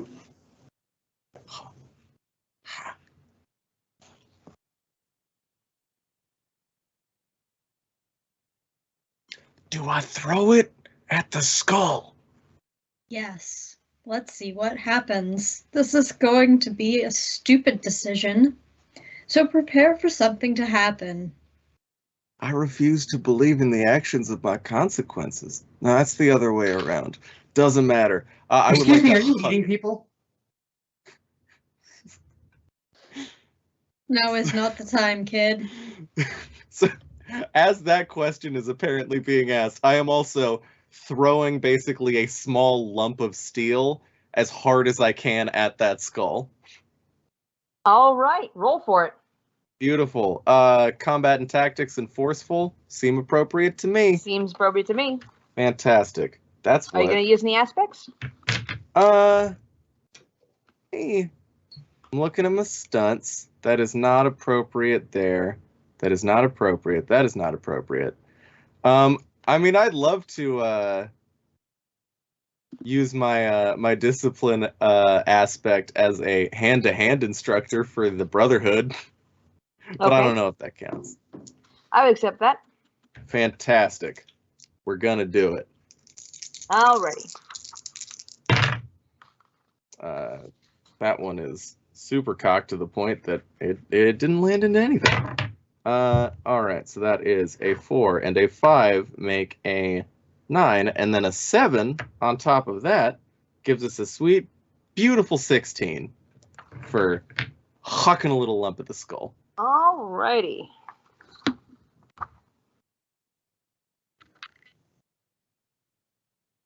Alright, so Mary Lloyd will defend. Of course. That, and probably that. Oh, I rolled like shit. Alright. So the difference of 6 hits. So, you huck your little knife, and it hits the Mary Lloyd's skull just as the sun finishes setting. The eyes are now full of blue fire, and like you hit the skull, you can hear that distinctive sound of metal on bone that you're at this point kind of used to, especially with your senses. And it does kind of tilt a little bit, and then it kind of twists around in a way no horse should ever be able to do because their spines don't work like that. And it glares at you. And it opens its mouth, and what comes out is it's coming from the skull now.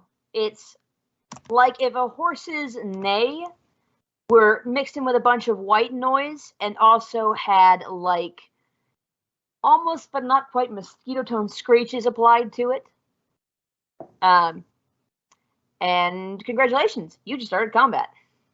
Great. All 5 of the men dressed in motley, at least you thought they were men, but now that you look at them, they're definitely, characters. They're like, there's no real sign of the men underneath the costumes. They are who they were dressed up as. Since you're not from around here, you don't really recognize them, but they're definitely, a couple of dudes and at least one lady wearing old-fashioned clothing and looking very threatening. Let me see if I can find the actual notes as to what they are. I didn't grab that one. So it's the Merry Man, Punch, Judy, and yeah, the leader. So the leader's wearing a top hat. The Merry Man is wearing a Fool's Motley. Punch and Judy are wearing the Punch and Judy outfits. And they all look at you. And I'm missing somebody. Leader, Merriman, Punch, Judy. Who's the other one? Jack. That's it. Jack. But not like Jack and Jill, more like Spring Heel Jack. Right. And he's got a knife. All right. So you went first, Esben, as is your right. Who goes next? There are two separate baddies. One is the mob of non-Mary Lloyd, and then Mary Lloyd herself. Okay, so the mob counts as a single entity for this? Yeah, in this case. I want to pass it off to the mob. Get dunked on, nerds. Okay. You can go later. Alright, so I'm going to put this away so I'm confused. And I think I'm also the only obvious one, so hopefully I'm not totally screwing the pooch for all of you. Alrighty.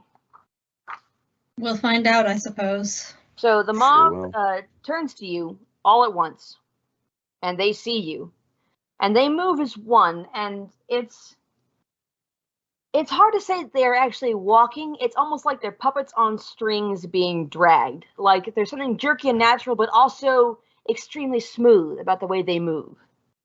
And they're going to come up and they're going to try and punch you straight up. Good for them. Try and punch you. Yes. Forcefully. Fantastic. Not quite as good as Mary, so they don't get that good die. Defend against 10. Beautiful. And do I get to defend on this? I am partially unsure how this works. So whenever you are attacked, you can always defend. It's the one action you can take multiple times in a turn. Fantastic. I would love to do it. And can I also use forceful for this? Just try and match blow for blow? Sure can. Beautiful. And then, combat and tactics and such. Fantastic. That is an 18 on my defense. This is what my character is built for. Normally, succeeding with style at defense doesn't generally generate anything, like you succeed, you don't take any hits. Congratulations. But you did so well, take a temporary advantage of senior moves. As in, seen their moves, not you're an old fart with moves. If it makes sense. I kind of like both, but... I mean, they both technically apply. We'll save the second for later in case you manage to do that well again. I got senior moves that involves a cane and a walker. Get him. Hey, cane fighting is a legitimate martial art, no question. Alrighty, and the mob is going to pick Mary to go next. Mary Lloyd. That is not Mary Lloyd's sheet. This is Mary Lloyd's sheet. Do. That's also not Mary's Lloyd's sheet. Whatever. I remember what her stats are. So she's gonna, unlike her entourage, Mary moves very smoothly. There's no kind of puppety jerkiness to her motion, but also it's more like the ghostly white horse is more real than the man in the shroud with the horse skull on the stick at this point in time. No. Wow! Must you betray me in this fashion? Double ones, defend against a 2. I'll do my best. I don't know. I did all right. That was a 12. Yeah. I've already... We're joking about senior moves. Take them now. Great. God, that was... Those were senior moves. Yeah. Double... God. Go to dice jail. You're getting old, Ghost Horse. Yeah. Funny, because Ghost Horse is, brand new this year, apparently. Yep. Apparently. All right, and Ghost Horse will... Ghost Horse can't see anybody's coming next, but I would say the intern goes next. All right. I and the intern currently have a plan because we have studied the handbook back to front, which is really important. In fact, that's one of my stunts is that by the book, because I know the manual backwards and forwards, I gain a +2 to carefully perform actions I've read about in the Brotherhood manual. Okay. Which I am going to be doing. I'm going to be carefully performing an action because I believe these folks are cursed. I'm going to use this really basic from the manual curse breaking mystic arts thing that is in here, and I'm kind of just hoping it works. Are you doing a ritual or are you doing off-the-cuff magic? I am doing a ritual from the book because I don't know any off-the-cuff magic. Okay. Rituals do take at least an hour to do unless you manage to succeed with enough style. So if you succeed at the ritual, you'll do it in an hour. If you succeed with style, you remove half an hour for each successful style that you do. All right, I don't know what that means, but I'm going to try anyway. And because nobody notices the intern, I'm going to use that advantage. Okay. You're going to create the, you're going to use which advantage? Yeah, I'm going to, because I have the advantage, okay, nobody notices the intern, so I'm going to add that in as well. Base opposition is a 5. Plus and again, I'm using that stunt to get a +2 to carefully do it. And I would like to invoke my aspect of being a obsessive rules reader. Okay. To make sure I get this ritual right. Are you breaking the curse on Mary or on her entourage or on both? I'm going for the people because I think that there's actual people under there, and I'm worried about those actual people. So that's 20. Those are the people I'm going for. Brief immediate effect. Okay. So your opposition to this is a 20. To do it immediately, you have to make at least a 30. I don't think I'm physically capable of doing that, but I'm not sure. If you make the 20, it'll happen in an hour. If you make it under 30, it'll happen immediately. All right. Well, what does invoking the aspect give me? Invoking aspects gives you extra d6s. Okay. From your faith pool, essentially. You have 4 faith dice currently. You can invoke up to 4 aspects. You can invoke as many aspects as you have dice to invoke them with. Okay. But you can only do each aspect once, so you can't use 2 dice on, say, 90 pounds of desperation. Okay, well then, yeah, I think we're going to stack these up then. I'm going to use the 90 pounds of desperation because I'm desperate because there's 5 guys here. That's terrifying. I'm an obsessive rules reader, so that's going to do one. And I am a mindful marker of minutia. Okay. Which is also going to play a part in getting this ritual right. And what do I use for that, my advantage of nobody notices the intern? That's got a free d6 on it, so you add an extra d6 for that as well. All right, so I have those. I've got a +2 for the stunt, and I'm using careful and mystic arts. Yes. If you don't roll well enough, you can also add demon dice after the fact. Okay. Well, this is a whole lot of dice, so I'm hoping that I can get a 30. This is what Demon Hunters is for. Roll as many dice as humanly possible and add them. Stand it. All right, here we go. Excuse me. Take a second. Sorry. I'm close if I'm not over. 25, 29, 31, 33 with my +2 for the stunt. Ooh. Hot damn. So Okay, fresh. yeah. You pull So out clean. your little book and you're like, I read this, and you start, Legio, is and off in, you're reading these syllables that are definitely not in English. Oh no, absolutely not. Are in, but this was marked in the manual as like, okay, here's a pretty generic banishing ritual, should work on most of your low level stuff, and you're like, okay, I can do this, and you're getting faster as you're reading. You're not necessarily getting any better, but you are getting faster as like the caffeine in your system is being multiplied by adrenaline. So by the end of it, you're not really sure you're saying words, but you're definitely getting all out, and like. You're not really very magical as a person, so you can't really feel the mystical forces that you're invoking. But like the effect is very obvious as like you're speed reading what should take probably 20 minutes of just talking, and you're almost mumbling. It's incomprehensible at the end of it. But you get there to the end and you say the final syllable, and like there's a rush of wind, like this.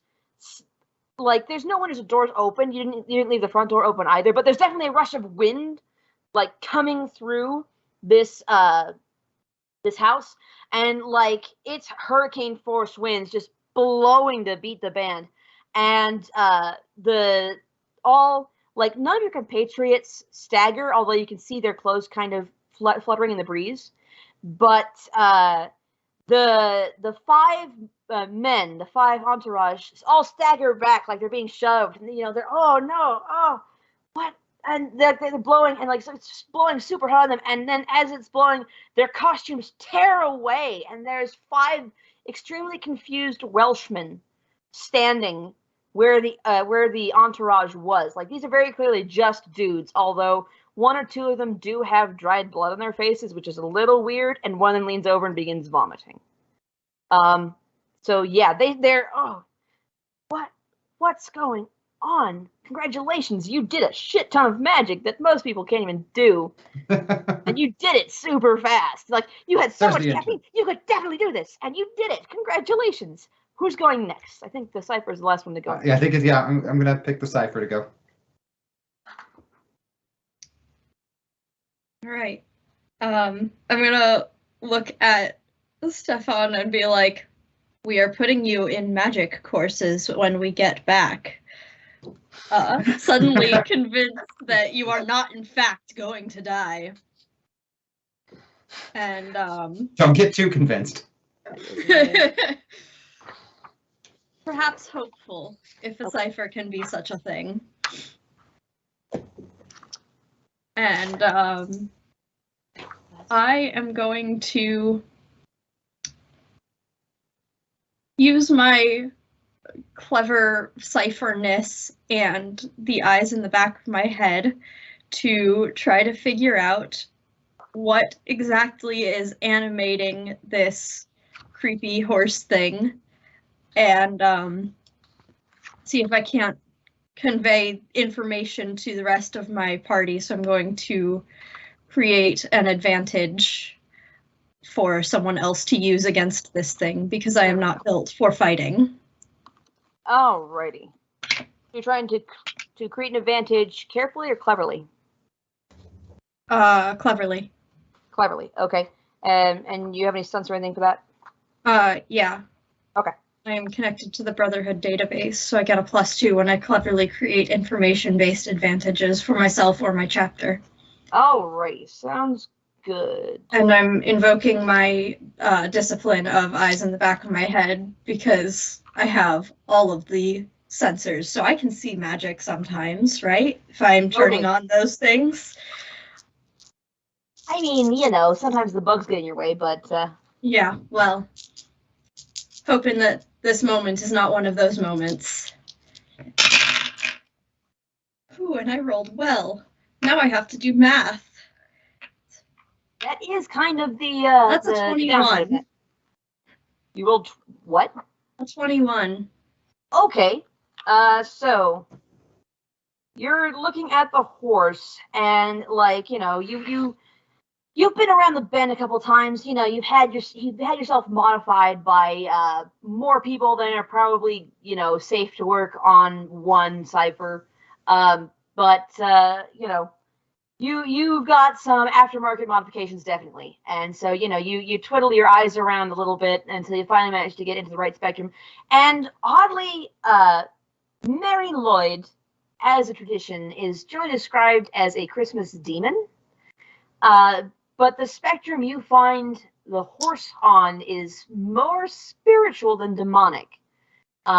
It seems like there's the spirit of a horse tied into the skull, and the traditions tied into the decoration and the veneration of it have twisted this horse spirit up somehow into something that it's not good.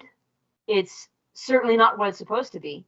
The traditions are kind of they're not overly malignant, but they are kind of malicious, because the Mary Lloyd is supposed to contest a homeowner's right to defend their territory and that kind of stuff. So that has gotten all twisted up inside this horse spirit that's been stuck in the physical realm, basically, where it should not be tied to this skull. Since you succeeded with a lot of style, create an aspect of you've discovered the trouble aspect, bound by the tradition that spawned me. And you will get 4 free invokes on that aspect. You or anybody. Remember, you can only access each aspect once, so even if there are multiple free dice on it, you can only use one of them at a time. Yes. And because it is the end of the round, and because Esben has a student that says so, you must pick him to go next. All right. Esben, your turn. Fantastic. Is talking a thing that can happen during rounds yes. in this? Great. Absolutely. You look like you're figuring stuff out. Am I good to kill? Oh, yes. It is a spirit, and it is stuck here where it shouldn't be. You may be able to do something with the fact that it is spawned from a tradition and is completely bound to it. Fantastic. I'm going to break that skull in half. So I, at this point now, am also going to invoke a number of things, because I want to roll a big pool of dice and get a big number myself. Do it! That's what this system is for! So, our baseline, what we're going through with our discipline and our approach, is we are going for forceful and we are going for combat and tactics. I would like to invoke my unflappable discipline, because my intention is just to leap onto the neck of the horse spirit, and regardless of how much struggling, just stay attached and keep laying into it with my fists, into this big horse skull. Okay. So on top of that, that is a discipline, so that'll take a fate dice, and I've got my approach and my discipline covered. I am going to use my bloodthirst stunt, which allows me to gain +2 in forceful attacks when I engage into hand-to-hand combat. And if I may, I've seen this Mary Lloyd's moves, and I think I know if it's going to try something real stupid. All right, sounds good. Fantastic. So I have one for the advantage that I am pushing. I have one for the fate dice that I am using. I have my baseline 2 dice that I'm rolling, and then I have +2 on top of that. All right. So let's see what happens. Between that, we have... Now, something happens if you roll a 1 on a fate dice, right? Is that a thing that... Correct. If you roll a 1 on a faith dice, it is not spent. That's Good such news. a negligible addition that it's just, you get it back. Or Fantastic. If it's a free one from an invoke, it goes back on that aspect as free still. Great. All right. Well, between 4 dice, 3 of them were 1s because I've had really good dice karma so far, and it had to go southward in some ways. So we've got 6, 7, 8, 9, 10, 11 in total. I will note that you can use demon dice even on attack rolls if you feel so inclined. We've used so many. Probably a good idea because... But I'm gonna do it because that's what makes it dramatic. That's what I like to hear. So we're gonna see what we get on this one. It is not also a 1. That took us from an 11 to a 15 with a 4. Okay. So I'm going to defend using my, let's see, I'm going to use a quick approach, and I'm going to use some kicking, I think. Mm-hmm. And I'm going to tap my aspects using my demon dice. You should. I like that too. And that's not good enough. 7, 10, 12. Nuts. So you land a shot on Mary Lloyd's skull. It doesn't go as well as you'd hoped. Like, you know you've broken bones punching somebody before, but like this skull seems a little more resistant than regular bone should be. But you do feel, like your fingers don't break doing it, and you do feel some kind of give, but you don't really see any kind of visible damage in the skull itself. Makes sense to me. All right. Hey, how's that crowd of now normal people doing? What are they up to? They seem to be very confused, and like the one who's vomiting is, completely unaware of anything else going on in the room. He is very focused on what he is doing.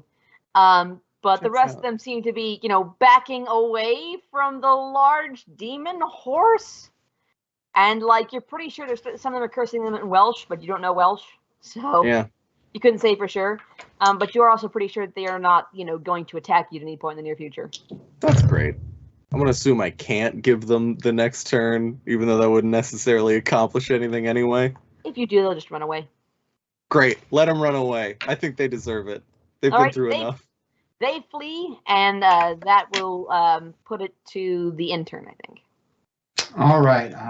I think I have an idea here. They leave their costumes behind them as they flee, except for the one guy who's vomiting, who doesn't flee because he's vomiting. There's a lot of those like pieces of their costumes that are still like on the ground. Yeah. I think what I'm going to use is I'm going to be clever and use my combat and tactics, and I would like to use the aspect of bound by tradition that Cypher got for us. I'm going to use some of those clothing scraps, and I'm going to be attempting to blind it by covering up its blue pin eye holes on the skull. Okay. Are you attacking it, or are you trying to create an advantage for somebody else? I think I am trying to create an advantage for somebody else with it. Okay. Because you are using a trouble aspect, your DC for this is 5. Okay. Here we go. Good, because I have a really crappy combat and tactics die, but I'm okay at clever. So I'm going to get a 7. That's enough. You create an aspect of blindfolded or blinders on it with 2 free invokes. Okay. Ooh.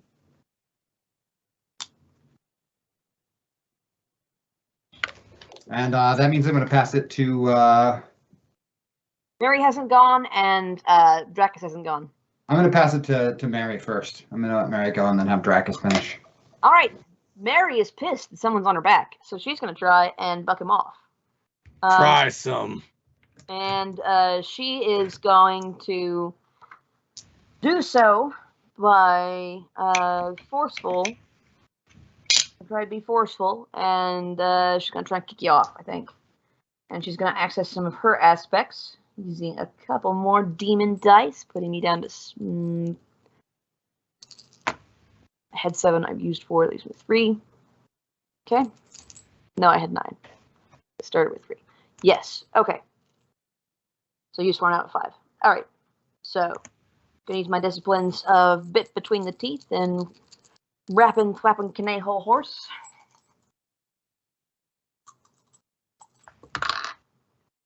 Okay, that's so much better. 14, 15, 19. Defend against a 19, Esben. I'm gonna do my best.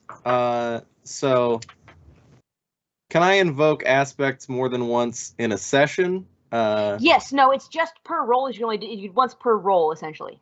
Fantastic. I love to hear it. I would like to just drastically try to hold on with force and combat and tactics if I'm able to, just maintain the grapple. I am going to use up one of those advantages from the blinders to just... No, that doesn't make too much sense. That's fine. I'm not going to do it. But what I will do is I am going to push my unflappable discipline again to just be unperturbed about it. Listen, this sucks, but if anything happens... This is your first time on a bucking horse. You know, you don't like to talk about the other time. It was a little embarrassing. It was, you know, in the 90s. Weird things happen in the 90s, but, you know, not your first time on a bucking bronco. Yeah. At least I can't develop a limp forever anymore.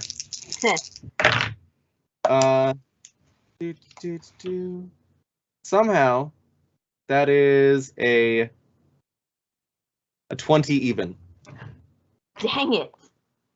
You are not damaged, but you don't get any advantages because you didn't see the style. That's fine. Doesn't matter. All right, and as the last person to go in the turn, it is Dracus' turn. All right.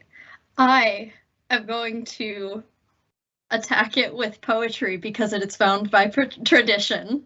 Do it. I wrote some shitty poetry.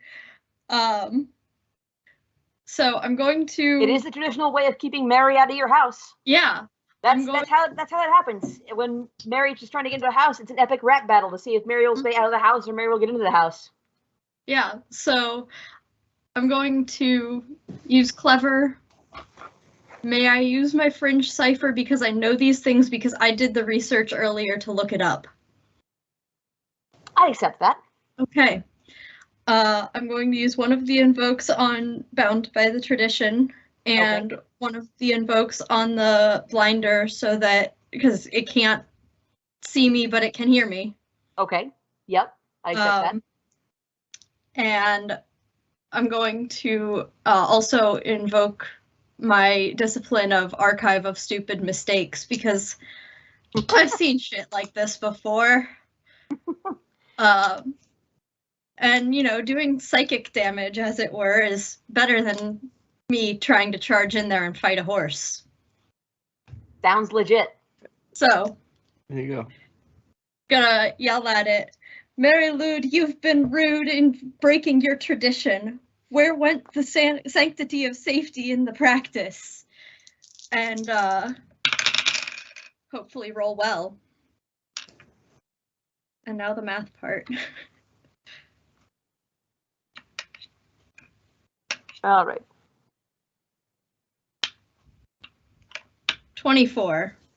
All right, because you used the trouble aspect, I have to use the shittier dice to defend with. So resistance to tongue lashing and clever. But I am going to use some demon dice to see if I can, not immediately plot into oblivion.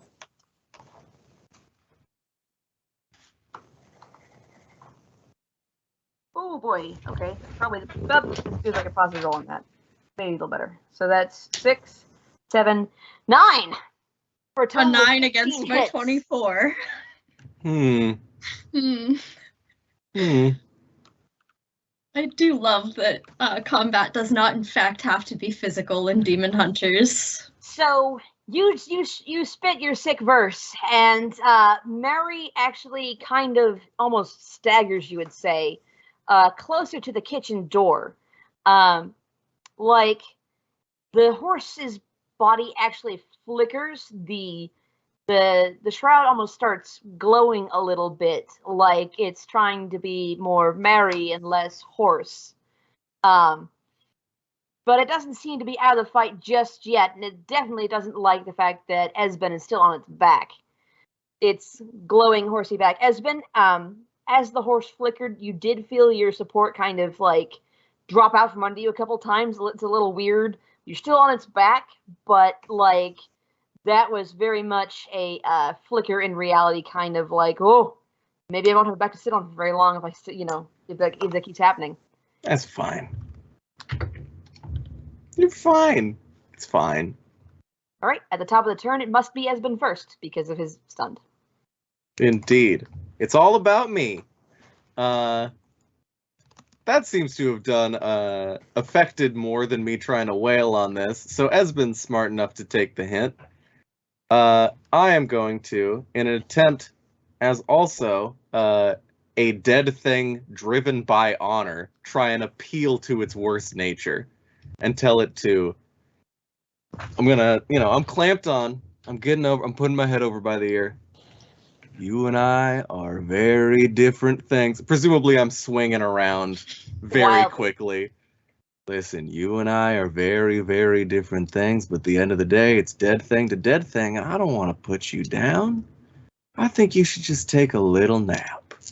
And I would like to attempt to use forceful and vampirism as I am trying to exert an undead sort of supernatural will over it. I would accept that, but since you are not using bound by tradition because you are not wrapping it, it will defend with better dice. That's fine. Unless you want to try and wrap it. I mean, I am physically wrapped around its neck. I don't know if that counts. Not in this case, unfortunately. That's fine. Yeah. Just to keep it irritated, I'm gonna try and invoke the blindfold by sticking my hand in its eyes. Okay. And holding it in so it is physically, we are stuck. I am locked at its head. Okay. Are you trying to create another advantage, or are you trying to do damage? I suppose I'm trying to create an advantage. That seems more appropriate. In that case, your DC is 10. Fantastic. Let's see. So I got that. I might do it. I might not. That's great. You got 11-18. Success with style. So you create an advantage of undead kinship, let's say. Or no, it has to be other people. Nobody else is undead. So let's say horsey nature. Horsey nature. For three free d6 on it. So blindfold is out of free d6, but you can still invoke with faith dice. There are 2 faith dice left on bound by tradition, and there are 3 faith dice now on horsey nature. Great. I love it. We seem to have a bit of an order of operations here, and I think it's fine. No longer in the fight, and you can't choose them anymore. Yeah, I figured as such. Let's mix it up. I want to put the cipher back in early this time. You've gone last too many times. I see. I mean, it's a little par for the course for a cipher, but you know. Yeah. Sure. Okay. We just got the aspect on the horsey nature thing, right? Yes. Mm-hmm. I was trying Votes to on write that. more poetry. Huh? I was trying to write more poetry. As part of the fun of this module, though, right? Totally. So I guess I'm going to attack it again with more half-baked poetry bound by its tradition as it is. And using this emotional appeal that we've just had. I think this is, I don't feel like I can justify Cypher again on this roll, which is a shame because now I'm forced to use social engineering, which is not good. But you can invoke a bunch of stuff, you know. Yeah. It might work. Plus, you know, it's depending with shitty dice if you do. Yeah. So, they invited you here, but it's time we parted. Get out of this house. I'm going to yell at it now, and again, hope I roll all right. It's an 18. You've already started? Okay. Let's see what we get here. Okay, that's 7, 9, wait. 10, 11. 7 hits. Okay.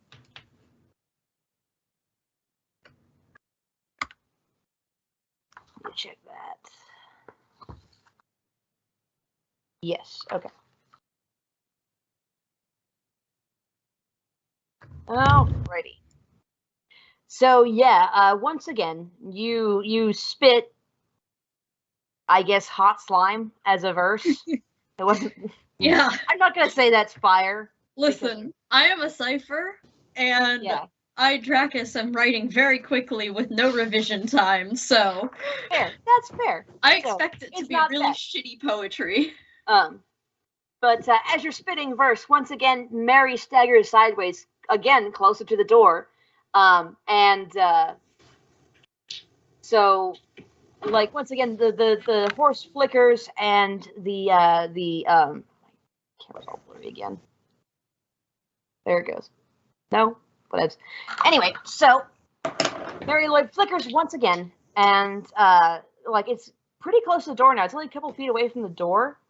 And like the horse is much more see-through. The shroud really hasn't gotten any brighter. It's like there's moonlight shining on it, and it's much more obvious now. But there's definitely a dude in a sheet underneath there. I mean, you know, and the horse, like, it's still supporting Esben's weight for the most part. But, like, you can feel yourself starting to sink a little bit, Esben. Like, there's not as much there as you would think. Cypher, who goes next?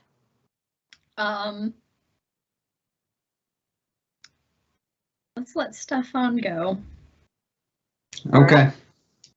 I think I want to use that that bound by tradition. I think it's the last one. Yes. The last Okay. free invoke. You can still invoke it with your own faith dice if you had any. I'm gonna use the last free invoke of it. Because it's, you know, a last ditch move and I'm attempting something really stupid, I'm going with my 90 pounds of desperation to throw in a little extra weight to this one. Okay. I think I'm being clever, so I'm going to use clever as my approach, and I'm using mystic arts to make my attack because I have a little more confidence in my ability since I've pulled off a ritual, and Cypher seemed to be okay with it, and well, that worked for me. Okay. What are you trying to do? Well, I'm basically going to try and I'm trying to dispel the curse on it, you know, trying to do damage to it. Okay. Damaging it magic. I'm trying to hurt it through magic. All right. You know. And I'm using the invoke of, you want to be horse-faced killer. You're little more than filler, just a jacked up skull on a tiny wood pillar. You best step off. Stefan's on the tiller. Oh, yeah. I'm going to use my last face dice to maybe help plots on this. We'll see. All right, here we go. Wrong dice on that. That is going to be 6, 12, 16, 18 on the attack. Okay, that's my last face dice. Oh my god, I hate you, dice. That's a 6. Ooh. On 3 dice. So that's 12 hits. Okay, so Stefan's like, oh yeah, I got this, man. He pulls out his little look, he cracks his knuckles, flips to the right page, and just lays down the rap. Like, oh yeah, I got, I see what the cipher's doing. I pick it up now. I wrote it down. Definitely rap at monsters. That's in the That's notes. definitely going in the notes. So you did it in the verse and like yeah, and then I got this magic. I'm using this magic too. So you do the little hand symbol that one that the manual tells you will ward away spirits. It's like the evil eye or whatever, just one of those weird symbols. And you do it at the same time, and like you still have no idea really about anything magic or anything like that. But once again, the wind rushes through the building from no windows that are open, no doors that are open, but it's definitely rushing through the building. Like the curtains aren't even flapping, but it hits Mary Lloyd like a train. The spectral horse gutters like a candle in the wind, and you fall through the floor, Esben. Like there's not enough there left to support you. Like you're fantastic. And like there's still a little bit of fire left in the skull's eyes, and there's still some tatters of that strange, elongated, unnatural horse. But it's you can definitely see the skull, the fresh skull. It's been very clearly cleaned and bleached by a professional. The teeth are all still in it. It's been decorated for the holidays. And there's a dude in a sheet hanging underneath it, holding it up with a stick. Like you can see where the stick attaches underneath, and like the sheet wraps around a bit, but there's still a gap underneath the chin where you can see the pole. There's still a little bit of ghostly fire left, but it ain't much. And I guess Mary is next because Mary's the last one to go. So Mary, in a last-ditch attempt, I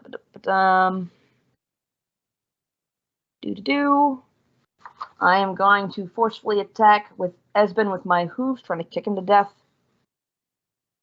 Yep, and I will add 1, my final faith dice, to Spirit Demon Horse, and we're going to try and kick you in the face.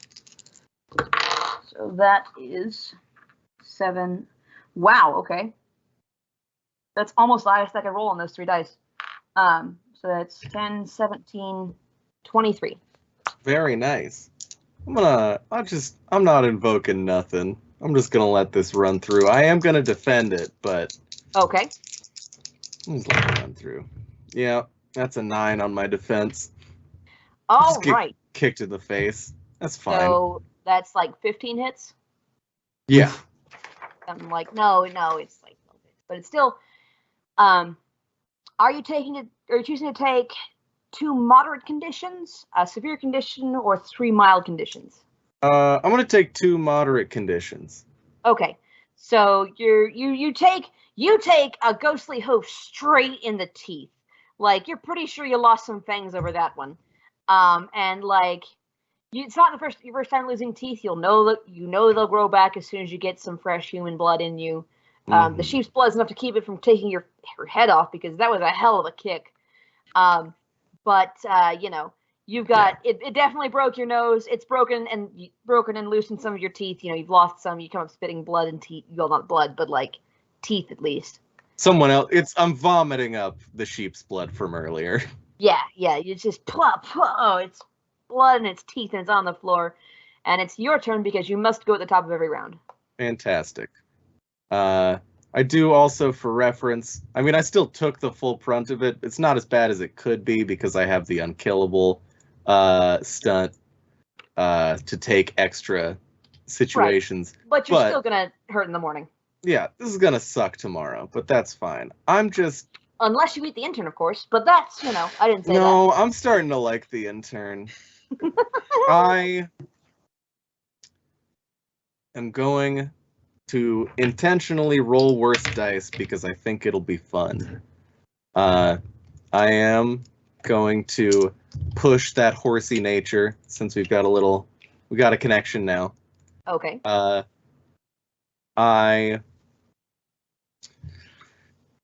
would like to roll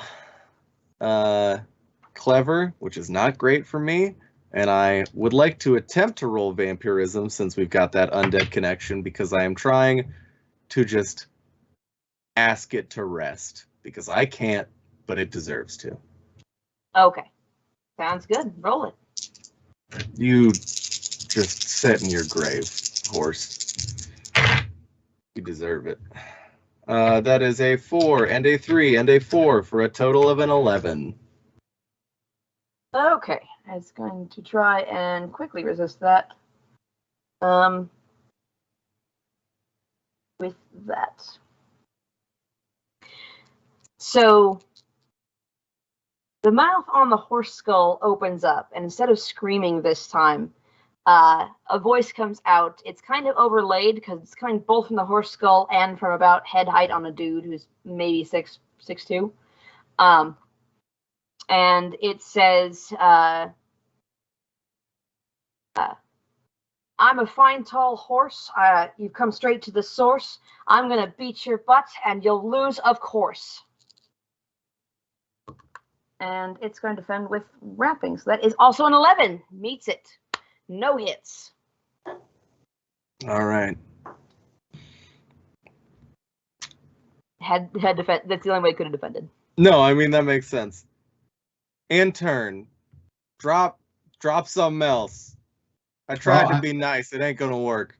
Yeah, I'm running out of options here, but I'm going to go to the one that at the very beginning has been told me, to do, which is, point the gun at things that, are participating and treat it like it's loaded and shoot.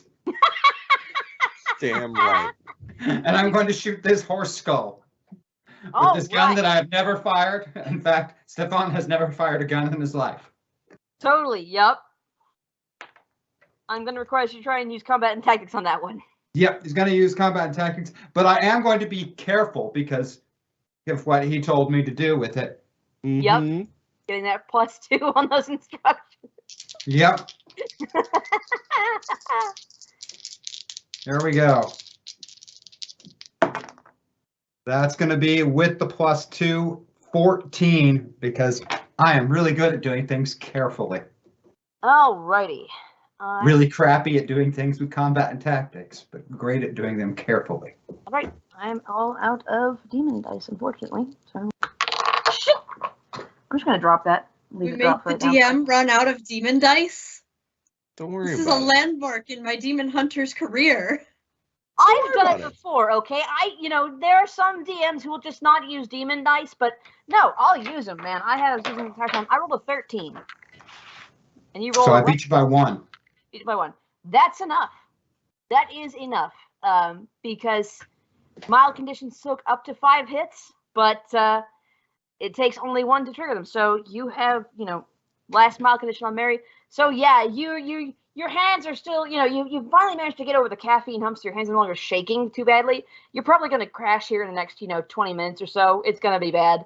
But for right now, your hands are steady. Your mind is empty, you're riding that adrenaline high for the first time in your life of, dealing with something that definitely wanted to eat you. And so you're like, okay, gun, shoot, and you fire, and you manage to actually hit the skull, and the skull shatters into 1,000 pieces. And in that moment, the light goes out. Whatever kind of weird luminescence was in those skull sockets and highlighting the weird demoniness of the horse, that's gone, blown out like a candlelight, and now it's just a dude holding a stick with the wreath kind of came down on the pieces and chunks, so he's covered in bone bits, and the wreath is slowly sliding down the pole towards the sheet. But it's definitely just a dude in a bed sheet now, holding a broomstick. Who has 3 people in his house, one of them holding a gun. Yeah, well, unfortunately, he drops the sheet and starts vomiting immediately because his face is all covered with dried, cracked blood. You suspect that Mary, did a lot of the eating. If you're gonna be the Mary, you gotta be the Mary, even if the Mary is not a particularly the correct Mary that you wanted or what have you. So, and that's why some of the other guys also vomiting, also had dried blood on his face because the entourage also gets a share of whatever Mary takes from the house. Ugh. Yeah. Of course. So. Well, I'm going to start bagging these skull bits. If you want to come up with an excuse, I'm thinking like hallucinogenic mushrooms in the water supply, probably. I was just going to suggest taking these guys to the hospital and let them figure out what they want to blame it on. That's a good. That's as good as anything else. I just. There's a hospital in town, right? That was a thing. Yes. There's a big one. I'm gonna like walk up to this poor vomiting dude and be like, pat him on the back. There. We will take you to the hospital. You will be all right. Just slow your roll, Baymax. Yeah. Alrighty. So yeah, you managed to schlep these two poor souls to the hospital. You're not sure what happened to the other 4 Prossers, but they appear to have disappeared. Legged it. They just legged it. They saw the ghostly thing that was possessing Derek Prosser and just legged it. Like, whatever happens next. And the hospital does take them in. Are you going to try and wait for them to get checked into the hospital? You're just going to dump them on the step and just kind of, ding-dong ditch the hospital? Just drop them in the ER. It's not our problem. There's also, like, a lot of crosses in most hospitals, so I prefer not to stick around. Yeah, we solved the supernatural issue. The mundane issue of letting these guys recover is not our wheelhouse. That's correct. That's in the manual. Yeah. Yep, totally. If you can't let somebody else do. There's your last lesson for the day, intern. Also, look for open mic nights back home. That was pretty good. We are putting you in magic courses immediately. Also that. Good shot. Lit. All right. And that's our module for the night, ladies and gentlemen. It was a Gen Con module, so I was trying to cram 3 hours worth of content into 2 hours, and I mostly succeeded, sort of. Pretty good. So hopefully by next week, we will have the studio back together, and we'll be back to the Reliables at this time from 6 to 8 p.m. on Mondays, Pacific. Yes. I heard the equipment was supposed to be coming in this week, so. Yeah, I heard it was supposed to be today, tomorrow. But like we wouldn't have done in time. But I haven't heard anything about that. Coming down tomorrow. Yeah. Very good. Good. Yes. The next stream will be Zoe Game Night on Thursdays. I will be there this week. Yeah. We'll be playing. Probably not Jackbox again. We might be going back to board games, depending on if we want to be in studio or if we want to just do the board games online. Doesn't matter. Probably be board games. And then next Monday, the Reliables, we'll have the studio back together, and you'll be able to see, GM James do the thing that he is, best at, and the shiny professionals doing the Savage Worlds instead of Demon Hunters. But yep, and I guess we'll go around if anybody's got anything to push or anything like that. You feel free to do it now. I don't really have anything to plug. I had a great time. It was a pleasure. Also, I realized I bought this really cheap costume tactical vest like 2 years ago, and I'm a little broader than I used to be. And I wore that for the whole stream, and boy howdy am I sweaty. Oh, yeah. I know the feeling about clothes not fitting anymore. I bought this long sleeve shirt before I started working out 7 days a week, and now if I move the wrong way, it's going to split. Yep. I'm sure the fans would love it. But not on stream. No, not on stream. Twitch DOS rules. And yeah, I think that's about it. If you want to see me DM more or me play with Drac, we're on Saturdays on a channel called Magic Fish Radio. we stream stuff for Chris, and sometimes I run Demon Hunters there, depending on what the stream is like. So, yeah. We have fun. You should check it out. And if anybody doesn't have it and wants to check out the Demon Hunters game, you can always pick up copies of Demon Hunters. It's pretty fun. It's on Drive-Thru RPG, and it's on the Fantasy Network store, which I believe is currently back up, or at least getting back up. This is only my second time ever playing it, and I managed to not completely botch it.